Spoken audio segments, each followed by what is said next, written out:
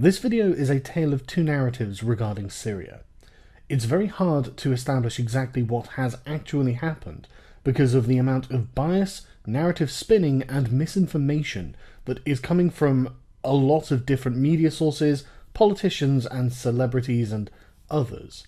So I've done my best to attempt to separate fact from fiction and present to you what I think most accurately represents reality. Now I want to preface this by saying I could be wrong. I'm not sure, and I don't think anyone else is sure either. And I think that that is one of the major problems we have when dealing with this subject, so at times I will be forced to use conjecture. However, I will do this as little as possible, and I will show you my reasoning whenever I'm forced to, so you can see why I think what I think. And even then, I'm not even sure about the conclusions that I'm going to come to. And if anyone says to you that they are sure, and they do genuinely know the truth about what's happening in Syria, I recommend that you take that with a pinch of salt. I'm going to start by contextualizing the situation in Idlib, a province in Syria, where these events are taking place. As this article states, the letter that follows is part of a project that draws on citizen journalists to depict daily life in war zones where international reporters cannot travel due to threats from warring parties. The author is writing under a pseudonym for his own protection. This alone should give you an indication of what life is like under al-Nusra in Idlib. They took control of this province in March 2015. Al-Nusra are a jihadi organisation, seeking to overthrow the secular Assad government and implement a Sharia law-controlled Islamist state. It begins, "You can't imagine the security grip this city is under. Idlib, the capital of the only province in Syria that rebel forces now control, lives in fear of being bombed. Masked, armed men roam the town. Whole streets are blocked off to protect the leaders of the Islamist militia that rules here. Fear has paralysed the economy because no one will start up a new business in a city with an airstrike every day, on some days up to 12. Everyone who can heads to the suburbs, including my family who live in a farm village. The bombing makes no sense to anyone. Russia and the Assad regime say they are attacking terrorists from Jabhat al-Nusra, which changed its name to Jabhat Fatah al-Sham in July, when it publicly broke its affiliation with al-Qaeda. In fact, the regime targets our outdoor markets, private houses, factories, schools, offices and the university, but not the Islamists who run the city, nor military positions. The United States, which calls Nusra's new name a deceptive rebranding, and still considers it a terrorist group, is now sending drones over the province to kill Nusra leaders. But on the streets of this city, known for its mosaic of different religions and its tolerance, it looks very different from both the Russian and American depictions. When Nusra took control here in March 2015, Idlib entered a dark tunnel of deprivation. Public education deteriorated, the university was closed, and public debate was stifled. Since Nusra broke with al-Qaeda and changed its name, the city has become a lot more livable. People here still call it Nusra and feel suffocated by their masks, their guns, and their arrogant manner, but daily life has improved since July. Most restrictions on dress have been lifted. The Hizbah, or morality police, are no longer on the streets to enforce them, nor are the women's police. The Islamic police are demoralized. Even soldiers say their motive for fighting is the pay. Some things are almost normal, certainly compared with life under the Islamic State, which was once a part of Nusra and now its rival. Anyone can start up an internet cafe. Smoking is allowed, although frowned upon. To be sure, music is still banned. The authorities consider it blasphemous, although singing a cappella is okay. So people don't go to party salons anymore, and celebrate weddings at home. The Fatah Army, an umbrella group of rebel factions that Nusra dominates, has banned the Assad regime's textbooks on history and religion, and has substituted dull courses in Islamic education. High school students say they are being lamified, turned into lambs that are neither pro-regime nor pro-opposition. Local government is a facade for the Islamists. There is a governor, a mayor, and a shura, or municipal council, but the supreme body is the Committee of the Fatah Army, which has no contact with the residents. It carries out military planning, staffs the front lines, and organizes the fighters. It directs a body called the Executive Force, which carries out raids, searches for sleeper cells of the Assad regime or the Islamic State, and generally functions as the all-powerful intelligence agency we are familiar with from the Assad regime. When Nusra first came to power, It had the upper hand because it was the biggest group in the Fatah army. People saw no choice but to accept its rules. They saw it as less dangerous than the regime and the lesser evil. Nusra then created an entire apparatus to impose Sharia law. Sharia courts remain the only form of justice, but the judges are mostly Assad regime defectors or lawyers, many of them trained professionals. Now the authorities have concluded they cannot oppress the people of the whole city, so they cut back on the restrictions. The process began when Nusra disengaged from al-Qaeda, and it continues. Early in November, the Fatah army leadership met with the city's elders. Nusra hardliners wanted to reinstate the tough measures, but the elders opposed it and won. However, there was no public statement. This paints a bleak picture of life under the jihadis, but it also shows us the limits of their power. The local population are not on their side, and are in fact suffering under their rule, and they would appear to know it. There is no social contract between the people of Idlib and the jihadis that are ruling over them. Any local officials are a facade for the Islamists, and cannot be trusted to do anything other than serve their own interests.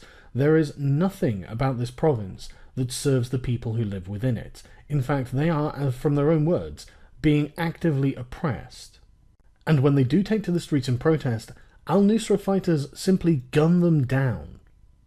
And it's entirely likely that this tyrannical regime will be as self-serving as others in places such as Aleppo, where they will block outside aid for their own political gain.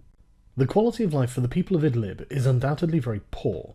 The people of Idlib do not appear to want to have al-Nusra rule over them, and al-Nusra seem to refuse to leave because they are intent on setting up their own Islamist state at the expense of the people of Idlib. And Russian, Syrian and American forces have all been bombing this city. On the 4th of April 2017, there was an alleged chemical attack in the city of Idlib, and this is where the story of what is happening in Idlib bifurcates into two separate and contradictory narratives that cannot both exist and both be true at once. The first narrative was propagated by Western media. I'll use coverage from CNN to show you how the narrative evolved, but it is broadly representative of what almost every Western outlet was saying. It began with, suspected gas attack in Syria reportedly kills dozens. World leaders express shock and outrage Tuesday at reports of a suspected chemical attack in northwestern Syria that killed scores of civilians, with one UK official suggesting the incident amounted to a war crime. Activists said the Syrian regime was responsible for the killings of at least 70 people, 10 children among the dead, leading the United Nations to replace a scheduled Security Council session for Wednesday morning with an emergency meeting. As you can see, we are given very little information. It's not even confirmed that a gas attack took place, and yet unnamed activists are already placing the blame for this presumed gas attack on the regime of Bashar al-Assad, when we know that many other factions are already bombing and killing people within this region. The next day this was followed up by a piece called What We Know About Syria's Chemical Weapons. Horrifying images and videos show civilians, including children, struggling to breathe, foam coming from their mouths as they appear to die of asphyxiation after an airstrike on the rebel-held town in northwestern Syria on Tuesday. The way this is written misleads the reader, whether intentionally or unintentionally, to make the reader believe that there is a causal relation between an airstrike on Idlib and these people appearing to die of asphyxiation. And as of yet, there is no proof that there was even a chemical weapon attack to begin with. And they even say this themselves in the article. It is not yet confirmed what chemical agent was involved in the suspected attack in Khan Shikun, Idlib province, but early indicators point to the release of a nerve agent like sarin. This is conjectural, and based on photographic and video evidence that we will examine in the second part of this series. Both the Syrian and Russian governments have denied their use of chemical weapons in an attack, with the Russian government asserting without evidence that this chemical attack was actually the result of an airstrike that hit a rebel-held warehouse where sarin gas was being stored. Dan Kazeta, a chemical weapons specialist and the managing director of Strongpoint Security, told CNN that the Russian version of events was highly implausible. Strongpoint Security are a London-based defence contractor. All the nerve agents used in the Syrian conflict so far have been binary nerve agents, he said, which are mixed from different components within a few days of use. This is done because of the difficulties of handling such agents such as sarin, which have a very short shelf life. Nerve agents are the result of a very expensive, exotic industrial chemical process. These are not something you just whip up. The idea that the Syrian opposition would be able to build the covert supply chain to make a nerve agent and then would move it around and store it in a warehouse rather than a bunker makes no sense. It's much more plausible that Assad, who's used nerve agents in the past, is using them again. This is of course Qazaita's opinion, but he's stating it as if it is an incontrovertible fact, and this is how it is presented. Qazaita is specifically referencing the 21st of August 2013 chemical attack in the district of Ghouta, a suburb of Damascus, in which he alleges that the Syrian government used chemical attacks on its own citizens. Again, this is an allegation that we will discuss later on in this video. On the third day of their reporting, CNN were no longer calling this an alleged attack, even though there was still no proof as of yet. Will the Syria chemical attack change Trump's mind about refugees too? Now the pieces being produced were actively demonizing Bashar al-Assad. Despite the vocal expressions of concern for innocent civilians caught in Assad's death grip, Trump has not yet shown a willingness to reconsider his hard line on Syrian refugees. And by the fourth day of their reporting on this event, Russia was being considered as an accomplice to Syria's chemical attack, and the justification for associating Russia with what is still an alleged chemical attack is that the Pentagon is looking for any evidence that the Russian government knew about or was complicit in the attack on Idlib province that killed at least 80 people and injured a dozen more, a senior US defense official said. And this is how a media narrative becomes conventional wisdom.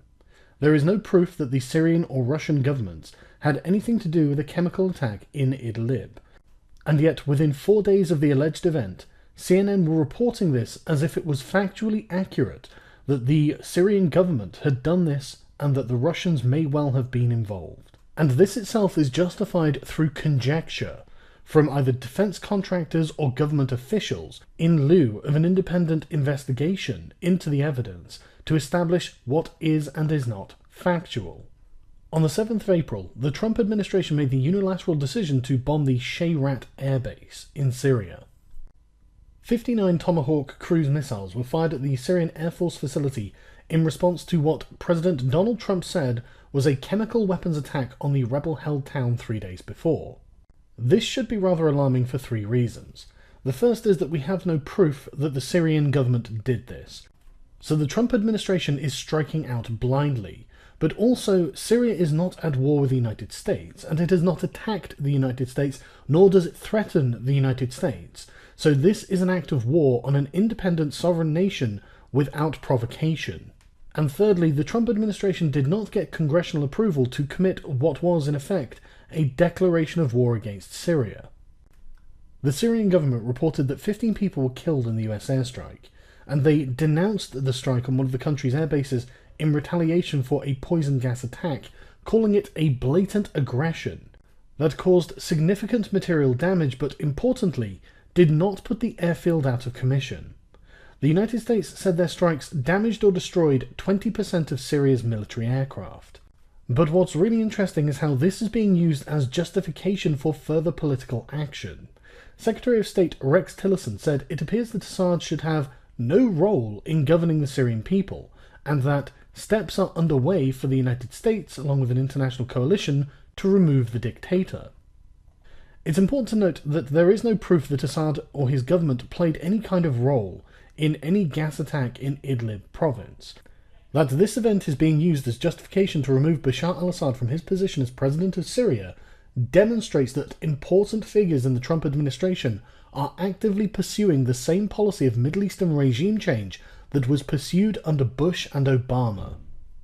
The day before the strike occurred, Hillary Clinton had called for exactly this course of action, which again mirrored her rhetoric during her failed presidential campaign. There were many rumours surrounding this event, such as that Donald Trump had called Putin before launching missiles at Syria. The Daily Caller reports that he did not call Putin before launching missiles at Syria. And Rex Tillerson confirmed that the only communication between Washington and Moscow was a deconfliction notice for Russian troops in Syria. 5 days after the alleged attack, US envoy to the UN Nikki Haley said that Syrian regime change was inevitable in her speech to the UN. US Ambassador to the United Nations Nikki Haley has told CNN that removing Syrian President Bashar al-Assad from power is a priority, cementing an extraordinary U-turn in the Trump administration's stance on the embattled leader. This comes after the Trump administration saying that Bashar al-Assad did not have to be removed from power in Syria. 2 days after the US launched military strikes on a Syrian airbase in response to a chemical weapons attack widely blamed on the Assad regime, Haley said that Assad's departure was inevitable. You can see why a false narrative is so dangerous from what we have seen here. There is no proof that Bashar al-Assad committed a chemical weapons attack. Indeed, I'm not even sure that there is proof of a chemical weapons attack. And yet now, Nikki Haley is at the United Nations saying that Assad's departure and overthrow from his presidency of Syria is inevitable. Before Tuesday's chemical attack, again, the word alleged is missing from the reporting, on the rebel-held town of Khan Sheikhoun, which killed 89 people, Haley had said that toppling Assad was not a priority. Donald Trump, before his election, described fighting ISIS and seeking Assad's removal at the same time as idiocy. However, Haley had completely reversed this position in her interview with CNN's State of the Union, in which Haley said that removing Assad from power was one of a number of priorities for the United States. They add, the decision to carry out strikes against the regime and the change in tone from Haley follows Trump's comments that the chemical attack crossed a lot of lines for me. She even escalated this rhetoric by saying there will be no peace in Syria until Assad is ousted. This is a rather ironic statement, given that we know that removing a Middle Eastern secular dictator does not bring peace to a region. To clear up some further misinformation, the White House disputes the report that Russia knew of the chemical attack in Syria beforehand. The Associated Press reported Monday that the United States determined that Russia knew about last week's chemical attack on a town in Syria beforehand. Again, it is no longer an alleged attack. The narrative has become cemented in the minds of both government officials and journalists, and they simply do not question it now. But a senior administration official disputed this report. At this time, there is no US intelligence community consensus that Russia had foreknowledge of a Syrian chemical attack. Many people have pointed out that the Trump administration's unilateral attack on Syria is in direct opposition to Donald Trump's previous public statements on the idea of attacking Syria, to which he was heavily and consistently opposed, even ironically complaining that the president must get congressional approval before attacking Syria, and it's a big mistake if he does not. We are led to believe by his son Eric that his daughter Ivanka heavily influenced the decision to launch the Syria strikes. He says, Ivanka is a mother of 3 kids, and she has influence. I'm sure she said, listen, this is horrible stuff. My father will act in times like that. And after the US launched missile strikes on Syria last week, Ivanka Trump praised the decision via a tweet, saying, the times we are living in call for difficult decisions. Proud of my father for refusing to accept these horrendous crimes against humanity. This is rather disturbing for a few reasons of its own. The first is that the president's daughter had an emotional reaction after seeing what may or may not be perpetrated by an unknown faction, and this emotional reaction was enough to influence her father to take unilateral action to attack a country that was not at war with the United States. It appears that Ivanka Trump has been directly influenced by the media narrative, and in turn has directly influenced the president, and all of this is based on unfounded, unproven allegations. Secretary of Defense James Mattis gave this statement. Last Tuesday, on the 4th of April, the Syrian regime attacked its own people using chemical weapons. I have personally reviewed the intelligence, and there is no doubt the Syrian regime is responsible for the decision to attack and for the attack itself.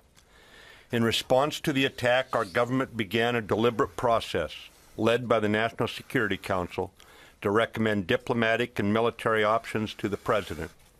We met over several days, and I spoke with some of our allies.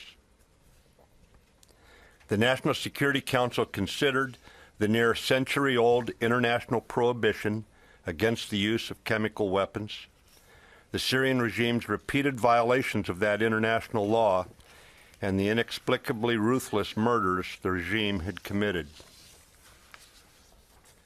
We determined that a measured military response could best deter the regime from doing this again. As always, we examined how best to avoid civilian casualties in the execution of the strike, and our actions were successful. Based on these considerations, on 6 April, the President directed military action consistent with our vital national interest to deter the use of chemical weapons. This military action demonstrates the United States will not passively stand by while Assad blithely ignores international law and employs chemical weapons he had declared destroyed. We were aware of the presence of Russians at the airfield and took appropriate actions to ensure no Russians were injured in the attack. Our military policy in Syria has not changed. Our priority remains the defeat of ISIS. ISIS represents a clear and present danger, an immediate threat to Europe, and ultimately a threat to the United States homeland. In closing, the Syrian regime should think long and hard before it again acts so recklessly in violation of international law against the use of chemical weapons.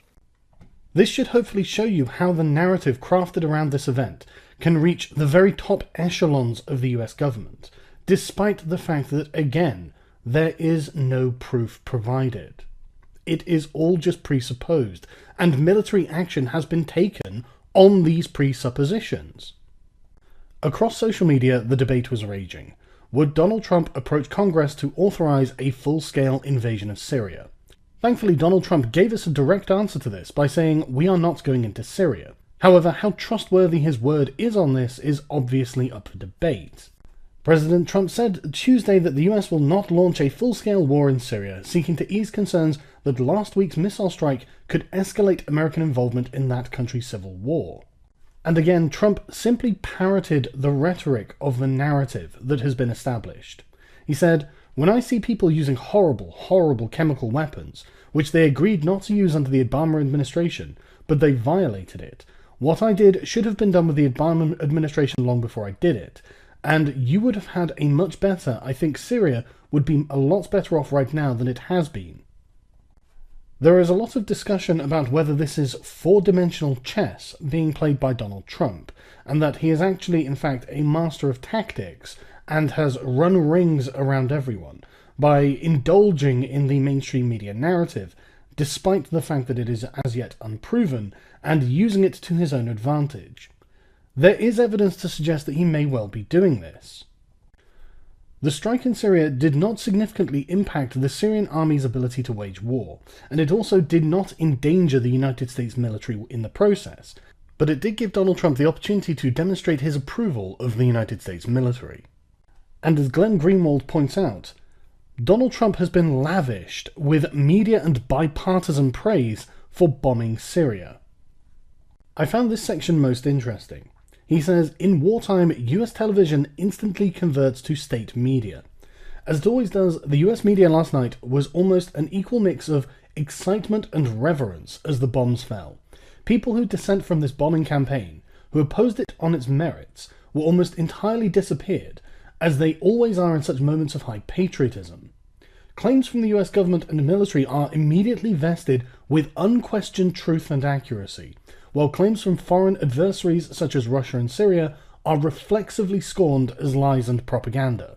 For all the recent hysteria of Russia Today being a propaganda outlet for the state, US media coverage is barely distinguishable in times of war. And probably as a result of this universal praise in the media, you can see that Donald Trump's approval rating is already improving, after having been on a steady decline after a consistent and sustained campaign of denigration from the media. It was also reported that there was a positive response from alleged Donald Trump supporters from within Syria. Today, the sun is shining. Syrians react to the Trump strikes.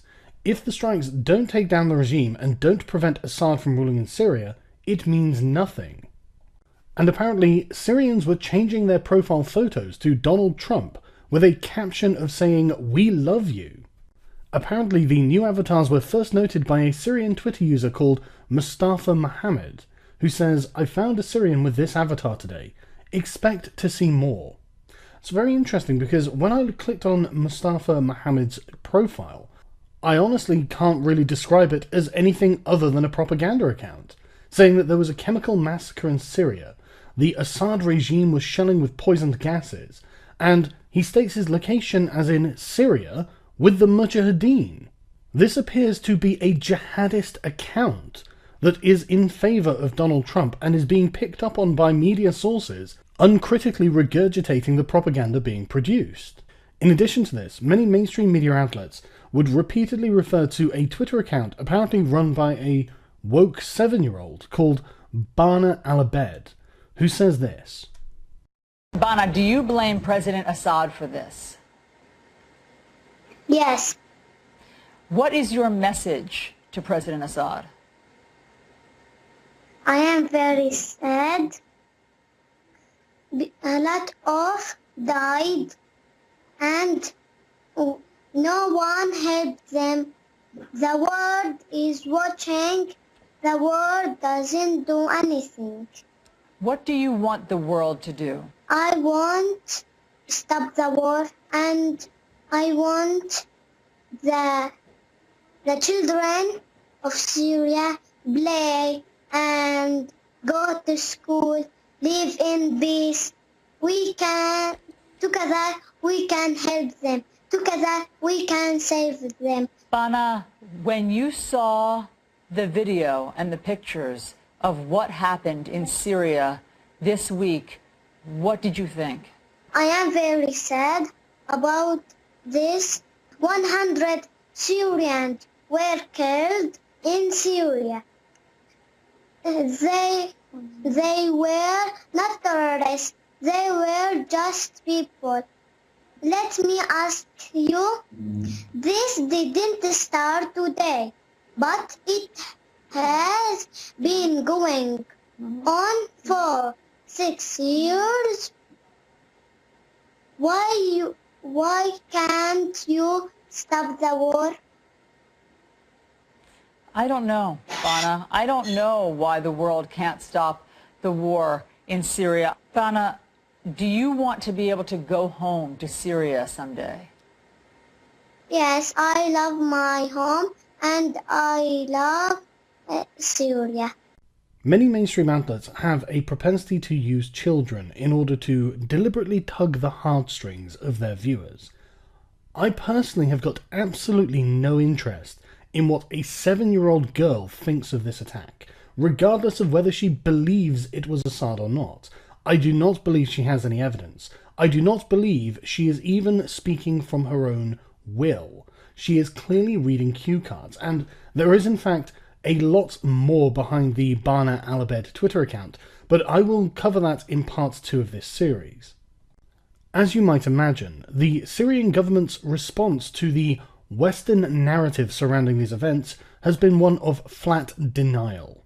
أؤكد لكم مرة أخرى أن الجيش العربي السوري لم ولن وسوف لم يستخدم هذا النوع من السلاح ليس ضد شعبنا وأطفالنا بل حتى ضد الإرهابيين. تجربتنا نحن في سوريا مع لجان التحقيق التي جاءت إلينا وعددها كبير لم تكن مشجعة. بصراحة يخرجون من دمشق بمؤشرات معينة وفي مقر عملهم تتغير هذه المؤشرات. Syria's envoy to the UN wholly denies allegations of chemical weapons use during a Security Council session, calling it politicized and fabricated, pointing the finger instead at some members which he claims are aiming to defame the Assad regime. The Syrian government categorically denies the allegations and false accusations about the use of poisonous chemical weapons by the Syrian Arab army in the Khan Sheikhoun region. The diplomat also affirmed that the Syrian army is not in possession of any kind of chemical weapons, claiming that it has not used them in the past and will not use them in the future.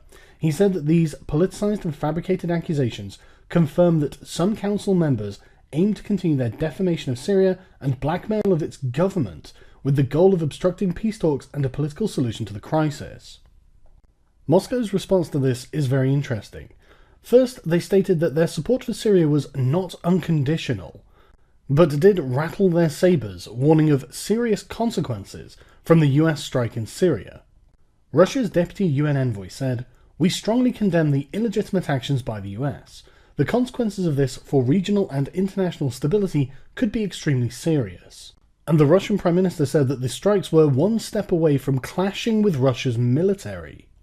And in response, Russia sent ships from their Black Sea fleet down to the Mediterranean to show the colours and demonstrate that they meant it.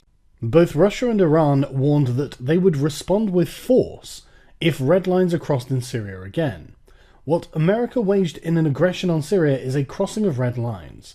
From now on, we will respond with force to any aggressor or any breach of red lines from whoever it is, and America knows our ability to respond well, said the group's Joint Command Center. And of course, Ankara welcomes the US attack on Syria, but believes that it is not enough. Turkish President Erdogan has said that he welcomes the US strike on Syria, but believes it isn't sufficient. He has also called for a no-fly zone to be set up over Syria. USA Today provided us with a handy infographic showing us who exactly supports and who exactly opposes the US strike on Syria, and it is precisely as you would expect. There are many prominent skeptics of what has become the official narrative, who do not live in China, Indonesia, Iran, Russia or Syria, and many of them have actually been to Syria. This is what the former British ambassador to Syria thought about the situation. So that the full statement from President Trump in the immediate aftermath of that missile launch. Former British ambassador to Syria, Peter Ford, is with me now. Very good morning to you. Good morning.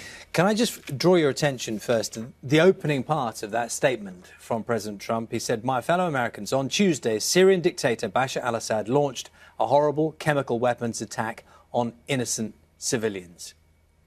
It's a statement of fact. It's a statement, a misstatement of non-fact. We don't know. What's needed is an investigation, because there are two possibilities for what happened. One is the American version, that Assad dropped chemical weapons on this locality. The other version is that an ordinary bomb was dropped and it hit a munitions dump. The jihadis were storing chemical weapons. We don't know which of these two possibilities is the correct one. Remember the run-up to Iraq. The experts, the intelligence agencies, the politicians were convinced that Saddam had weapons of mass destruction. They produced reams of evidence, photographs, diagrams. It was all wrong. It was all wrong. It's possible that they're wrong in this instance as well, that they are just looking for a pretext to attack Syria. This is what American Representative Tulsi Gabbard thought of the situation. Here's the issue, Wolf, is what I believe, what you believe, or others believe is irrelevant. What matters here is the evidence and the facts. If President Assad is found to be responsible after an independent investigation for these horrific chemical weapons attacks, I'll be the first one to denounce him, to call him a war criminal, and to call for his prosecution in the International Criminal Court. Make sure that those consequences are there. But the key is now, with President Trump's reckless military strikes last night, it flew directly in the face of the action that the UN was working on at that time to launch an independent investigation, to find out exactly what the facts are, who was involved and who was responsible, so that the appropriate consequences could be levied. So, Congresswoman, when the Pentagon says it was the Syrian regime of Bashar al-Assad who was responsible, when the Secretary of State says that, the President says that, they all conclude that they have the evidence to back it up. They say Assad did it, his military did it. You don't believe them necessarily. Well, last time I checked, Wolf, Congress had the authority and the responsibility for declaring war, for authorizing the use of military force. So whether the President or the Pentagon or the Secretary of State says that they have the evidence, the fact remains that they have not brought that evidence before Congress, they have not brought that evidence before the American people, and they have not sought authorization from Congress to launch this military attack on another country. And this is what Republican State Senator Dick Black thinks, a man who has actually previously been to Syria. Us tonight, a Virginia state senator says President Trump is making a mistake about Syria. Our Capitol Bureau reporter Evan Armour tells us why Senator Dick Black believes the Syrian president isn't behind the attacks on innocent people. It was around this time last year that Republican State Senator Dick Black was in Syria. While there, he met with Syrian President Assad. My point was to bring peace to the Middle East. The senator said there's no motive for Assad to have launched any chemical attacks within his own country. He believes ISIS is to blame, who he calls the master of manipulation. Why on earth would he make a small attack on a group of civilians? President Trump, however, disagrees, the White House condemning the attacks and, in turn, ordering the strikes. In one of Senator Black's tweets, he says, quote, "If we go into Syria, we're entering World War III. If we topple Assad, we help ISIS." Thousands are echoing his message with a retweet. The senator says he's been a supporter of President Trump, but not of his latest move. I still have his bumper sticker on my car, but if we do an all-out war against Syria, the bumper sticker comes off. And Ron Paul makes a very persuasive case when he says that Assad does not benefit by any kind of chemical strike in the Middle East. Yesterday, there was some bombing with possibly gas exposure in Syria, and things have changed. It reminds me sort of weather reports. Well, if you don't like the weather, just wait an hour. You know, you'll get different weather. Well, that's sort of what happens in the Middle East sometimes. Yeah, just wait, it'll change. And actually, you know, before this episode of possible gas exposure and who did what, things were going along reasonably well for the conditions. You know, Trump says let the Syrians decide who should run their country, and peace talks were breaking out, and al-Qaeda and ISIS were on the run, on maybe defeated. So it was like, you know, in spite of their problems with this foreign policy, it looked like there was some benefit, but it looks like maybe somebody didn't like that, so there had to be an episode. And the blame now is that we can't let that happen because it looks like it might benefit Assad. So Assad, they claim, now went and released gas to kill a bunch of people. But, Daniel, we might not have much of a job here today because I looked at the New York Times to find out, to get the explanation, and they said, worst chemical attack in years in Syria. U.S. blames Assad. So it's all over and done with. But not quite so easy, is it? What happened 4 years ago in 2013, you know, this whole thing about crossing the red line, and ever since then, the neocons have been yelling and screaming. Even part of the administration is still yelling and screaming about Assad using poison gases on his people 4 years ago.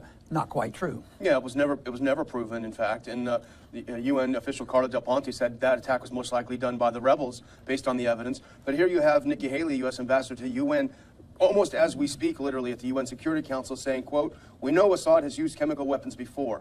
It's not true. It has never been proven that he has. He may have. We do know that the rebels have used them. That has been proven. And who would benefit? It makes no sense, even if you were totally separate from this and take no sides of this, and you were just an analyst.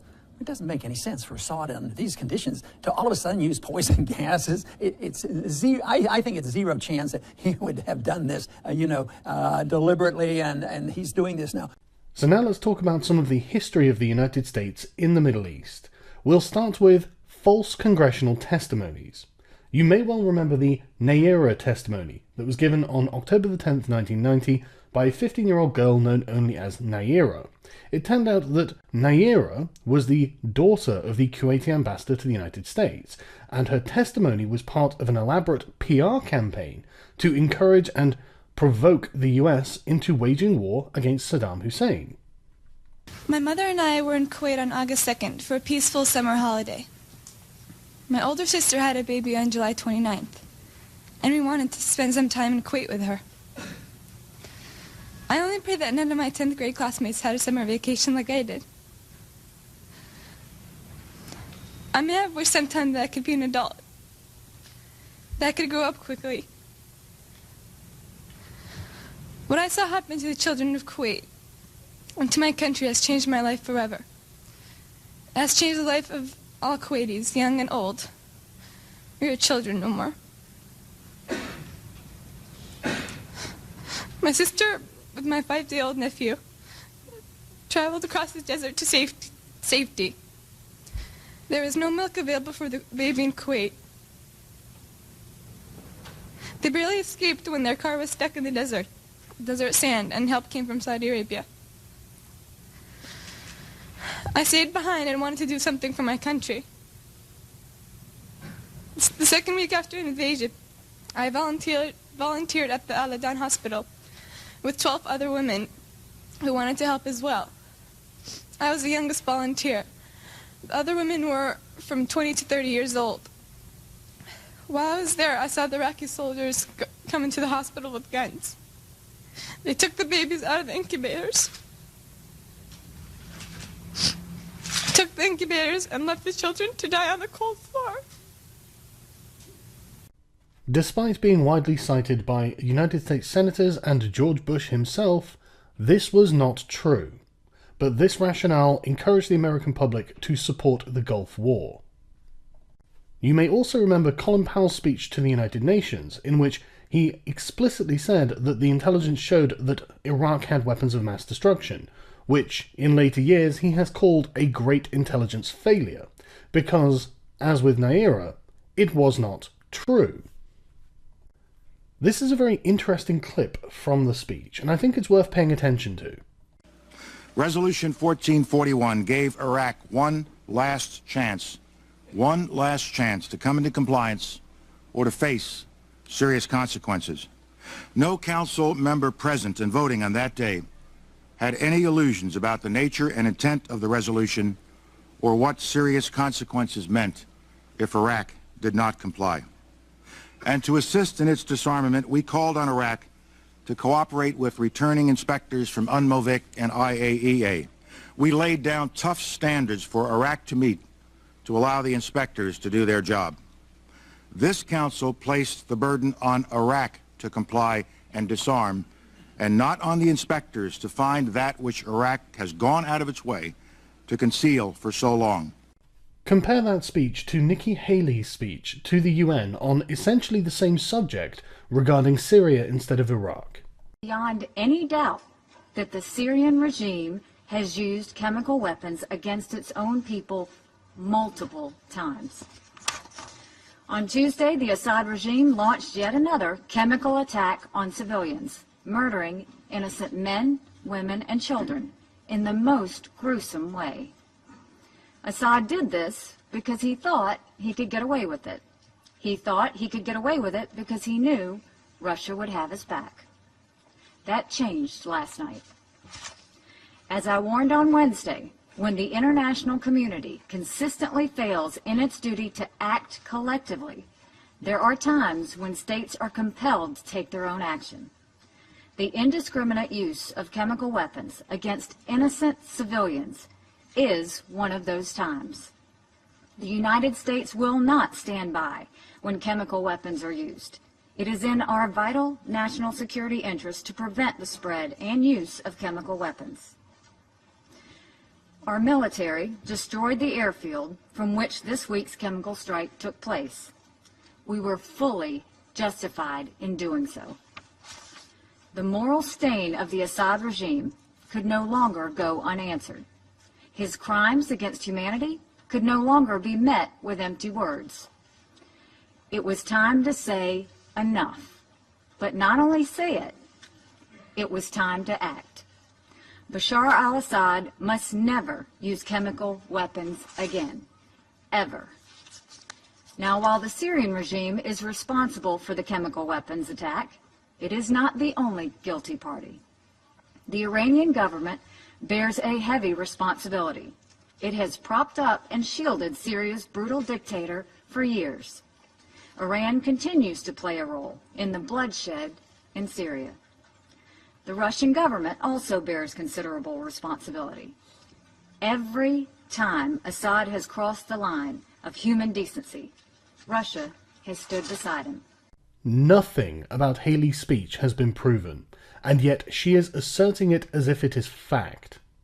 So we must ask the question, why would forces within the United States government consistently orchestrate false narratives in order to justify attacking Middle Eastern regimes.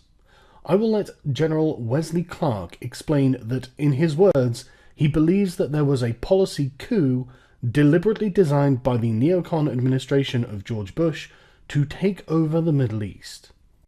I went downstairs, I was leaving the Pentagon, and an officer from the Joint Staff called me into his office and said, I want you to know, he said, sir, we're going to attack Iraq.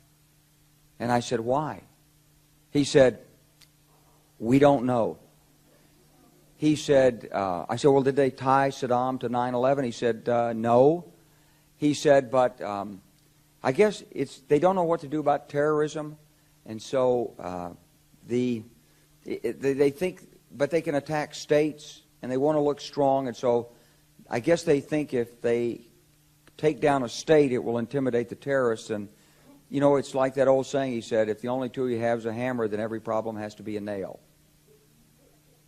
Well, I walked out of there pretty upset, and then we attacked Afghanistan. I was pretty happy about that. We should have. And then I came back to the Pentagon about 6 weeks later. I saw the same officer. I said, why haven't we attacked Iraq? We still going to attack Iraq? He said, oh, sir. He says, it's worse than that. He said, he pulled up a piece of paper off his desk. He said, I just got this memo from the Secretary of Defense's office that says we're going to attack and destroy the governments in 7 countries in 5 years. We're going to start with Iraq, and then we're going to move to Syria, Lebanon, Libya, Somalia, Sudan, and Iran. I said, 7 countries in 5 years. I said, is that a classified memo? He said, yes, sir. I said, well, don't show it to me. He was about to show it to me. He said, because I want to talk about it. And I sat on this information for a long time, for about 6 or 8 months. I was so stunned by this, I couldn't begin to talk about it. And I couldn't believe it would really be true, but that's actually what happened. These people took control of the policy in the United States. And I realized then, it came back to me, a 1991 meeting I had with Paul Wolfowitz. You know, in 2001 he was Deputy Secretary of Defense, but in 1991 he was the Undersecretary of Defense for Policy. It's the number 3 position in the Pentagon. And I had gone to see him when I was a 1-star general. I was commanding the National Training Center. I had met him one time. He said, if you ever get to Washington, come look me up. They always say that. Well, I was there in Washington. It was a Friday afternoon. I'd visited Colin Powell. He'd given me 5 minutes of his precious time and sent me on my way, and I was bored in the Pentagon, and I thought, I'll just go, who can I see? I think I'll see Wolfowitz. So I called, and up there he was available. Scooter Libby came to the door. I met Scooter for the first time, and he brought me in, and I said to Paul, I said, and this is 1991, I said, Mr. Secretary, you must be pretty happy with the performance of the troops in Desert Storm. And he said, well, yeah, he said, but not really. He said, because the truth is we should have gotten rid of Saddam Hussein, and we didn't. And this was just after the Shia uprising in March of 91, which we had provoked, and then we kept our troops on the sidelines and didn't intervene. And he said, but one thing we did learn, he said, we learned that we can use our military in the region, in the Middle East, and the Soviets won't stop us. He said, and we've got about 5 or 10 years to clean up those old Soviet client regimes, Syria, Iran, Iraq, before the next great superpower comes on to challenge us. And it was like, you know, I'm coming out of the Mojave Desert. I've been training troops. I haven't been thinking geostrategy for some time. And suddenly a guy just sort of shoves this nugget at you. Well, you remember it. It was a pretty stunning thing. You mean the purpose of the military is to start wars and change governments? It's not to sort of deter conflict? We're going to invade countries? And, you know, my mind was spinning. And I put that aside. It was like a nugget that you hold on to. This country was taken over by a group of people with a policy coup. Wolfowitz and Cheney and Rumsfeld, and you could name a half dozen other collaborators from the Project for a New American Century. They wanted us to destabilize the Middle East, turn it upside down, make it under our control. It's important to remember that the West has a long history of lies and propaganda when it comes to its own actions in the Middle East. This is an article from the Times that was written in 2016 about events that took place in 2006. Soap operas and fakery, selling peace in Iraq. Tim Bell's firm used drama and subterfuge to help America win hearts and minds and to combat militants. 10 years ago, Martin Wells, a video editor, attended an interview for a role with the leading public relations firm Bell Pottinger. Wells had been hired as part of a conflict resolution division of Bell Pottinger to conduct an information campaign known as a psychological operation in Iraq. The division operated in secrecy and was separately managed from the main agency. The Iraq campaign was funded with hundreds of millions of dollars from the United States Department of Defense, and is revealed today after a joint investigation by the Bureau of Investigative Journalism and the Sunday Times. An analysis of DoD documents and the Federal Procurement Data System reveals Bell Pottinger was paid about $540 million for 5 contracts between May 2007 and December 2011. The work involved scripting soap operas, providing footage for Arabic news networks, and allegedly distributing al-Qaeda videos that could be used to track people who watched them. The propaganda unit was based at Camp Victory. Lord Bell, the former chairman of Bell Pottinger, who left in August, confirmed the covert operation last week and said, "We reported to the Pentagon, to the CIA, to the State Department, to the National Security Council." The Bell Pottinger team produced news bulletins for local Arabic stations, according to Wells, who arrived in Baghdad in May 2006. He said the production values were made to look like it was Arabic, but he did not know whether the television companies were told the material was funded by the US military. The Department of Defense confirmed that some news programs were not attributed to the US military, but said this complied with all relevant American laws and regulations. The most sensitive program described by Wells was the production of fake al-Qaeda propaganda films. He said the team was given precise instructions and told, "We need to make this style of video because we've got to use al-Qaeda's footage. We need it to be 10 minutes long and it needs to be in this file format and we need to encode it in this manner." Despite this huge propaganda campaign, its success was arguably limited, as Iraq was devastated by sectarian bloodshed. There were more than 50,000 civilian deaths in the country from 2007 to 2011. Emma Bryant, the author of Propaganda and Counterterrorism and a journalism lecturer at Sheffield University, said she did not consider the Bell Pottinger program a success. It was an incredible waste of money. They should have spent more time listening to the Iraqi people. Given this track record in the region, it should come as no surprise that when the BBC in 2012 finally send a journalist to Syria, that journalist is met with hostility and scorn, and repeatedly told that she is a liar. You don't like BBC? BBC كله. Why? سيء. لا يعني BBC سيء. Because you are talking very bad about Syria. You are not telling the truth about Syria. But you know what? This is the first time I've been able to come to Syria. No, why before you didn't come? Why before you didn't come? I didn't have a visa. No, why you didn't get the visa? We've been waiting for a visa to come to tell your story. No, it's not correct. Everybody can come to Syria and get visa. It's not true. Fadi is here. We can ask Fadi. No, it's not correct. Well, there's no journalists who come to Syria. Well, tell me what your story is then. What do you think? What is? Tell me what okay, finish. No, but tell me what do you think is? What is the lie that's being told? What do you think is not being told? You lie because you are talking truth, not truth about the Syria. So Syria what is is very quiet. What is the truth? There's nothing we have in Syria. Syria is very quiet, and everybody in population in Syria loves our president, and we support the president. But you are talking very lie about Syria. Well, I didn't lie. It's my first day here. No, you are lying because everybody here, population 23 million person from Syria, love Bashar al-Assad and support Bashar al-Assad. But I'm not making it up. There are pictures of protests. You are. But there are pictures. Your advertisement like that. But if we see, yes, no, there are people like you you are liking. You are telling like that. Well, everybody when BBC Arabic, he can hear the lie about Syria. Al Jazeera and Al Arabiya. But maybe Syria is like any country. Some people support and some people don't everybody support. Has support. So Syria is different. There is very little people. Maybe 10,000 like that. But the most of people, 22 million, 23 million person support Bashar al-Assad. But even and we have not demonstration. We have armed gangs. But even the president said there needs to be some change. Yes. He did say that. Change. Yes. He said there are some legitimate grievances. He is always doing to make that change. Yes. He's trying always to make this change. So is it we support him? But you are telling the lie about the Syria. Now finish. Mr. Bashar al-Assad for very good and very But you have to know, very good and I like Just wait, I want to tell you something. Now you are representing the BBC, yes? You have to know you are working in BBC and all people that they are working in Al Jazeera, Al Arabiya, that everybody in Syria, population of Syria, they know, pretty sure that you are lying. This is the most important. In December 2016, there was a press conference held by independent Canadian journalist Eva Bartlett. This is quite a long clip, but I think it's important that you hear it.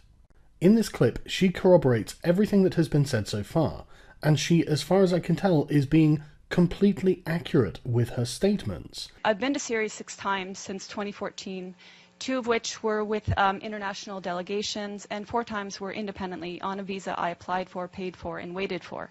My trips have been self-funded or fundraised, and I've gone at my own risk and been able to travel freely in the country to areas I wish to travel to.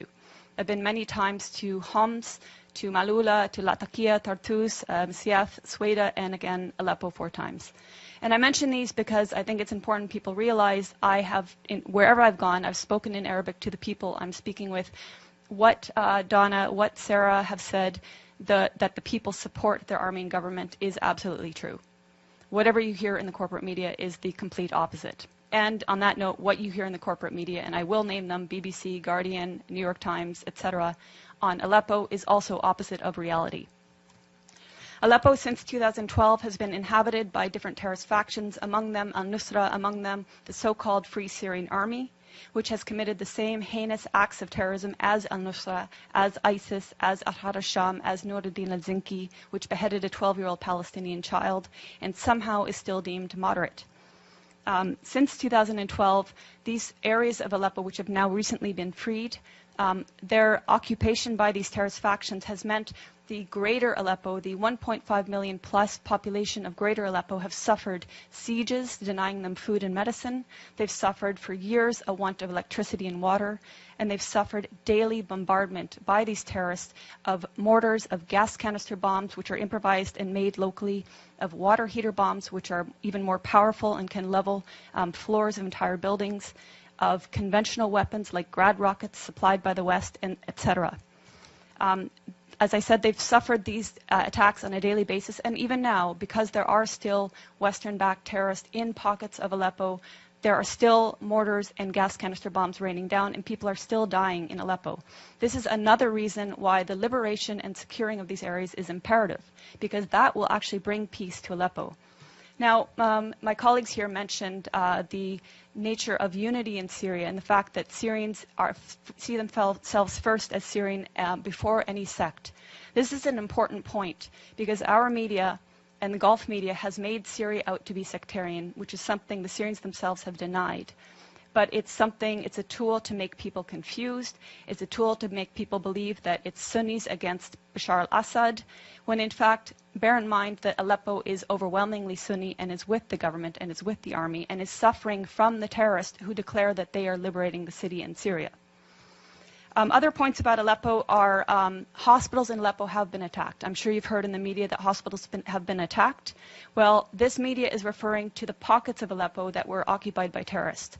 And they have manufactured stories, and I can give you a precise account. In April of this year, there was a hospital called the Al-Quds Hospital, which in a concerted effort, all media said was attacked and targeted and badly damaged by either the Syrians or the Russians. In fact, the Russians had satellite imagery showing that this hospital was in the same shape that it was in October 2015. No difference. Therefore, it was not attacked.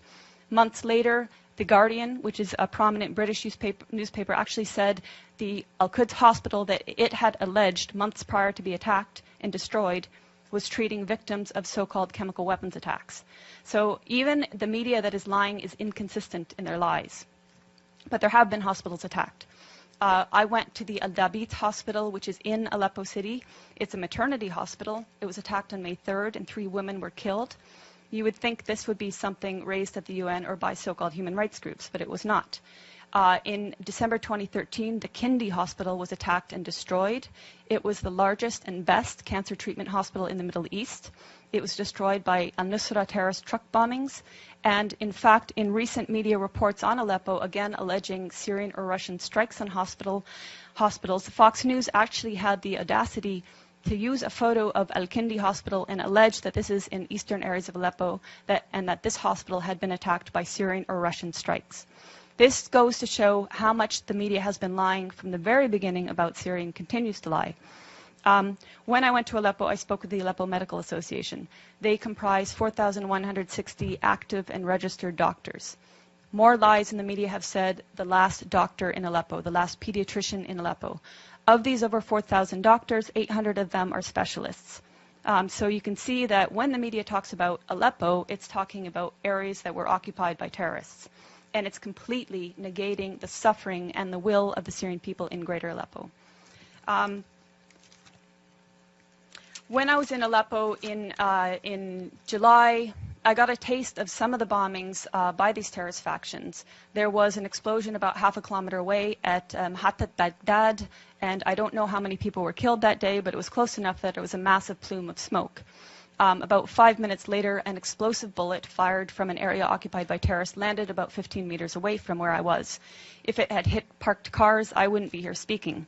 A day later, a good friend of mine, his mother was killed by one such explosive bullet. So this is just a small taste of what people are suffering on a daily basis. In November, when I was there with a delegation of Western journalists, including from the New York Times, LA Times, BBC, etc., on November 3rd, there were a series of attacks throughout the day with Grad missiles, explosive vehicles, and other explosive bullets and snipings. By the end of the day, 18 people, civilians, were murdered and over 200 were injured, including critically. We were at the al-Assad hospital, which is one of the main hospitals, and we saw the maimed people pour in. And this was just one day of many of endless days in Aleppo. On November 4th, we were at the Castello Road humanitarian crossing. This was a day that was meant to allow the people in eastern areas of Aleppo that were inhabited by terrorists to evacuate. And this was not the first time. On prior occasions, the Syrians and the Russians had opened 8 humanitarian corridors to enable people to leave. These were attacked by terrorist factions heavily. Even that day on November 4th, the Castello Road crossing was attacked, twice with mortar shelling when we were there and 5 times afterwards. Clearly, there has been political will and intent by the Syrian government and its Russian allies to enable civilians to leave, to minimize any sort of loss of human life. Clearly, the terrorists that declare themselves liberators of Syria do not want people to leave. They've been holding civilians hostage. And if you're following reports that are not BBC and that are not New York Times, you will see countless testimonies of civilians, of the 100,000 civilians who've been liberated the last week, saying, thank God for the Syrian Arab army that liberated us, and the terrorists were hoarding food. They were preventing us from having food. This is all documented. Also documented are that areas in these areas occupied by terrorists, including a school, were housing chemicals used to make chemical weapons. And you could see also the gas canisters that were used to make explosive gas canister bombs. In fact, even when I was in Leiramun, we saw a factory in one of the buildings that was used to make gas canister bombs. In Leiramun, we also saw evidence of the so-called Free Syrian Army that some people say doesn't exist anymore. The 16th Brigades was active there. They had a cell underground, 3 stories below, that was perfectly intact in spite of aerial bombings above ground. And I make this point because people talk about the destruction in Aleppo as if the physical destruction matters. It's the people that the Syrian government and the Syrian people care about. And the destruction in areas occupied by terrorists occurs because the terrorists are bunkering below ground, come up above ground, fire their bombs on civilian populations, and go back below ground. So I just want to address a few other myths. Some of the myths that have been about Aleppo and Syria in general have been that the Syrian government and army are starving the population. Again, I refer to testimonies of people, even people I met with in November. I met with a family of displaced people from Al-Halak, which is north of Bustan al-Pasha, which was an area, both areas occupied by terrorists. At that time, when I met them on November 10th, he told me that they had fled along with about 40 others on about 20 days prior, and that they had tried twice prior to flee, but they were prevented violently so from doing so by the terrorists that inhabited those areas. This is the case. These are the testimonies coming out of Aleppo now. People saying, we tried to flee, they wouldn't let us, they shot at us. There are also videos showing people who did manage to flee coming under fire and the Syrian army actually protecting them, acting as human shields. So that's to say that what we've been hearing in the corporate media is not depicting an accurate image of what's happening in Aleppo. The corporate media is saying that the Syrian army is attacking people, and until today, the corporate media is maintaining this, even though the exact opposite is true. I would ask you to follow the voices of people in Syria who, like my colleagues here said, they want you to speak the truth. They're tired of lies. They're very well aware of the lies that our media is purporting and that our human rights groups are purporting. They want an end to the violence. They don't want this war to continue. They didn't ask for this war. But as my colleagues stressed, Syria is a sovereign nation. It has the right to fight against terrorism. And we know that 101 of 193 UN member states have sent terrorists to Syria to slaughter and destroy. So Syria is fighting a war against terrorism. It's winning in Aleppo, and hopefully either the terrorists will accept a deal to be transported out of Aleppo, hopefully they will participate in the Musalaha, the reconciliation, will lay down their arms, will take the amnesty offered to them by the government and which has been taken by thousands of former militants. And hopefully, above all, the U.S. will stop supporting terrorism and stop funding terrorism. And hopefully this new bill will take fire, will be supported, and actually it will be impossible to fund an armed mercenaries from FSA, Ahrar al-Sham, Nuruddin al-Zinki, and all the colors in between, because they're all the same terrorists. Yeah, thank you. Thank you, Eva. Very informative. Thank you very much. Now we are open to questions, if there are questions. The gentleman in the back. Thank you very much. I'm Christopher Ronneberg with the Norwegian newspaper Aftenposten. A question for, or two questions for Ms. Bartlett here. As a journalist, I'm sure you can appreciate getting other impressions than empirical impressions from the ground. When you talk about the Syrian people and what the Syrian people want, how can you quantify that? Do you have any independent surveys where you can actually document that? And secondly, you talk about the corporate media, the Western media, the lies, and all of this. Could you explain what you think might be the agenda from us in the Western media, and why we should lie, why the international organizations on the ground should lie, why we shouldn't believe all these absolutely documentable facts that we see from the ground, these hospitals being bombed, these civilians who are talking about the atrocities that they have been experiencing. How can you justify calling all of us liars? Sure. Thank you. I mean, there are certainly honest journalists amongst the very compromised establishment media.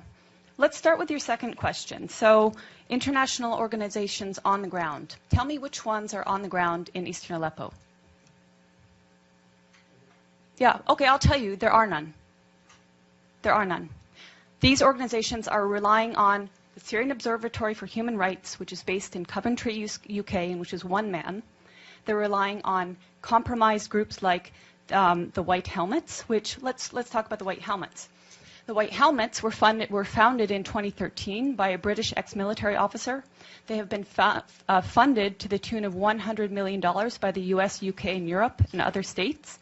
They purport to be rescuing civilians in eastern Aleppo and Idlib, yet no one in eastern Aleppo has heard of them. And I say no one, bearing in mind that now 95% of these areas of eastern Aleppo are liberated. The White Helmets purport to be neutral, yet they can be found carrying guns and standing on the dead bodies of Syrian soldiers. And their video footage actually contains children that have been recycled in different reports. So you can find a girl named Aya who turns up in a report in month, say, August, and she turns up in the next month in 2 different locations. So they are not credible. The SOHR is not credible. Unnamed activists are not credible. Once or twice, maybe, but every time, not credible. So your sources on the ground, you don't have them. As for your agenda, not your, but the agenda of some corporate media, it is the agenda of regime change. How can the New York Times, I was reading it this morning, or how can Democracy Now!, which I was reading the other day, maintain until this day that this is a civil war in Syria? How can they maintain until this day that that the protests were unarmed and nonviolent until, say, 2012? That is absolutely not true. How can they maintain that the Syrian government is attacking civilians in Aleppo when every person that's coming out of these areas occupied by terrorists is saying the opposite? So that's with regards to your question on lying Western media. How do I quantify the support of the Syrian people? The elections. In 2014, the Syrian people held elections. The voter turnout was 88%, including people in Lebanon, where I was during the elections in Lebanon, which were actually ran for 2 days, extended hours, people walking for kilometers to reach the embassy, including people who flew from their own countries like mine, which has criminally shut the Syrian embassy so that Syrian people have no rights, and including people within Syria who braved a torrent of terrorist mortars and missiles on election day. And yet, voter turnout rate was something like 88%, I believe. And then the election, the results were 78, I believe. I think Tim Anderson gives you the opposite. Okay, I might get the turnout wrong. So the results. 74 was the participation. 74 participate, 88. Okay. Anyway, the point being, overwhelmingly, the people support President Assad. That's based on elections, based on my own travels. Okay, so that's subjective. But as I said, I've traveled around Syria, talked with people of all faiths, all walks of life, and there are people that want change in the government. We're not pretending they don't want change. Everybody wants change. But in terms of support of the government, the point is they don't see President Assad as the problem. They see the problem as terrorism. They see elements of problems in the system that they have there. But President Assad, they don't see as the problem. They actually overwhelmingly support him. So I'm basing it on their choice in their leader, and I'm basing it on my interactions with people in Syria. The deceptive nature of Western media is well known across the Middle East. In 2015, The Guardian wrote an article about a manual of tactics that is used by the Islamic State. This is called The Management of Savagery, the most critical stage through which the Ummah will pass, written by Abu Bakr Naji, who was subsequently killed in a US airstrike. It can best be described as an Islamic version of Saul Alinsky's Rules for Radicals, and contains tactics for how to overthrow the United States hegemony in the Middle East by using their own power against them. I'm going to read a quick excerpt that deals with Western media. The illusion of power, the centrality of the superpowers as a function of their overwhelming military power, and deceptive media halo. The two superpowers which used to dominate the global order controlled it through their centralized power. The meaning of centralized power here is the overwhelming military power which extends from the center in order to control the areas of land that submit to each superpower, beginning from the center and reaching the utmost extremity of these lands. Submission in its primary, simplest form means that these lands owe the center loyalty, submission to its judgment, and responsibility for its interests. There can be no doubt that the power which God gave to the two superpowers, America and Russia, was overwhelming in the estimation of humans. However, in reality, and after careful reflection using pure human reason, one comes to understand that this power is not able to impose its authority from the country of the center, from America for example, or from Russia, upon lands in Egypt and Yemen for example, unless these latter countries submit to these powers entirely of their own accord. It is correct that this power is overwhelming, and that it seeks the help of the power of local regimes controlled by proxies who rule the Islamic world. Yet all of that is not enough to completely control the satellite states. Therefore, the two superpowers must resort to using a deceptive media halo, which portrays these powers as non-coercive and world-encompassing, able to reach into every heaven and earth, as if they possess the power of the creator of creation. The concept of the deceptive media halo is a very interesting one, and demonstrates to us how we look from the outside. They know our media is effectively state propaganda. They know our media is not really informed, and they know that our media has a tendency to believe its own lies. In 2013, conspiracy website InfoWars claimed to have received a leaked email that revealed the US backed a plan to launch chemical weapon attacks on Syria and blame it on Assad's regime. I know what you're thinking, and I agree. I don't treat InfoWars as a reliable source either. But this email falls completely within the pattern of behavior of the United States and its allies within the region, with the interests of removing Assad from power. The email reads, "Phil, we've got a new offer. It's about Syria again. Qataris propose an attractive deal and swear that the idea is approved by Washington. We'll have to deliver chemical weapons to Homs, a Soviet-origin G-shell from Libya, similar to those that Assad should have. They want us to deploy our Ukrainian personnel that should speak Russian and make a video record.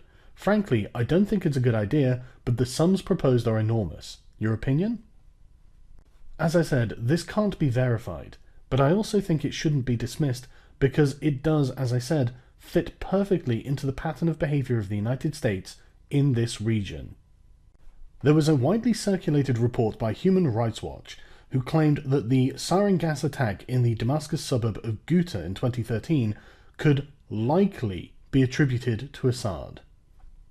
They say, "Our investigation finds that the August 21st attacks were likely chemical weapons attacks using surface-to-surface rocket system of approximately 330mm in diameter, likely Syrian-produced, and a Soviet-era 140mm surface-to-surface rocket system to deliver a nerve agent. Evidence suggests that the agent was most likely sarin or a similar weapons-grade nerve agent." I have no doubt that Human Rights Watch produced this report in earnest, but if the leaked email to InfoWars is true, then it appears that Human Rights Watch have been duped in the exact way described in the email. It appears that they have successfully falsified this attack. And a UN investigation into the use of sarin gas found that the Syrian rebels used the gas and not Assad's regime. Testimony from victims strongly suggests it was the rebels, not the Syrian government, that used sarin nerve gas during a recent incident in the Revolution Iraq nation, a senior UN diplomat said Monday. Carla Del Ponte, a member of the UN Independent International Commission of Inquiry on Syria, told Swiss TV there were strong, concrete suspicions but not yet incontrovertible proof that the rebels seeking to oust the Syrian strongman Bashar al-Assad had used the nerve agent.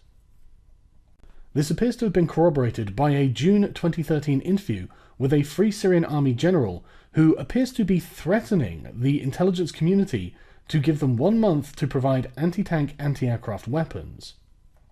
Interviewer: There is a lot of talk about advanced weapons and about the fact that countries are supplying the Free Syrian Army with advanced weapons like anti-aircraft and anti-tank missiles. Abd al-Basset Tawali: That's right. In my opinion, if we were provided with such weapons, we would shorten the timetable set for this country. Interviewer: Who set the timetable? Tawali: The superpowers. Interviewer: They set a timetable for the revolution. Tawali: Yes. Interviewer: So what you are saying is that these countries want to control the timing of victory of the revolution or the toppling of the regime. Tawali: Yes. Interviewer: What is their aim? Tawali: Various agendas and schemes. I do not know all the details of these schemes, but I can tell you that it is difficult for us to overcome the timetable set for the revolution.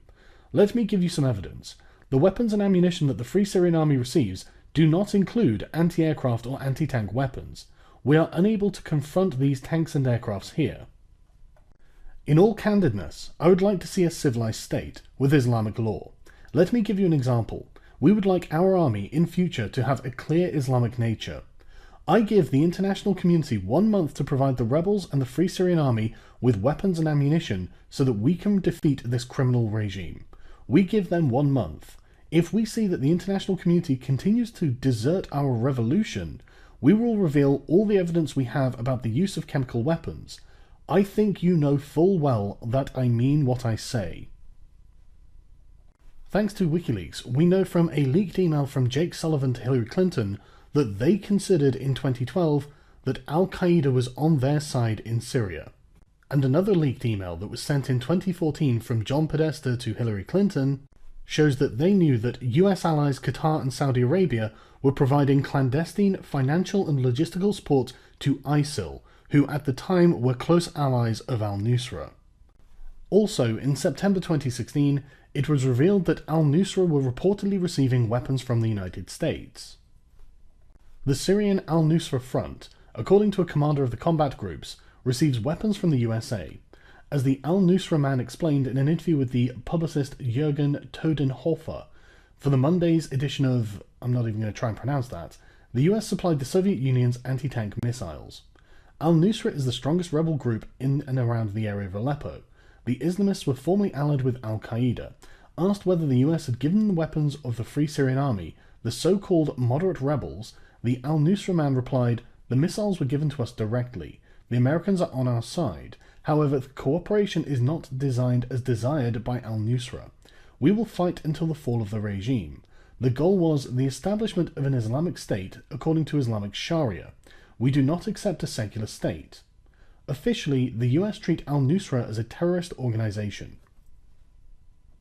In 2015, Turkish whistleblowers corroborated the story of false flag sarin attacks in Syria. This is quite the bombshell delivered by two CHP deputies in the Turkish parliament and reported by today's Zaman, one of the top dailies in Turkey. It supports Seymour Hersh's reporting that the notorious sarin gas attack at Ghouta was a false flag operation orchestrated by Turkish intelligence in order to cross President Obama's chemical weapons red line and draw the United States into the Syria war to topple Assad.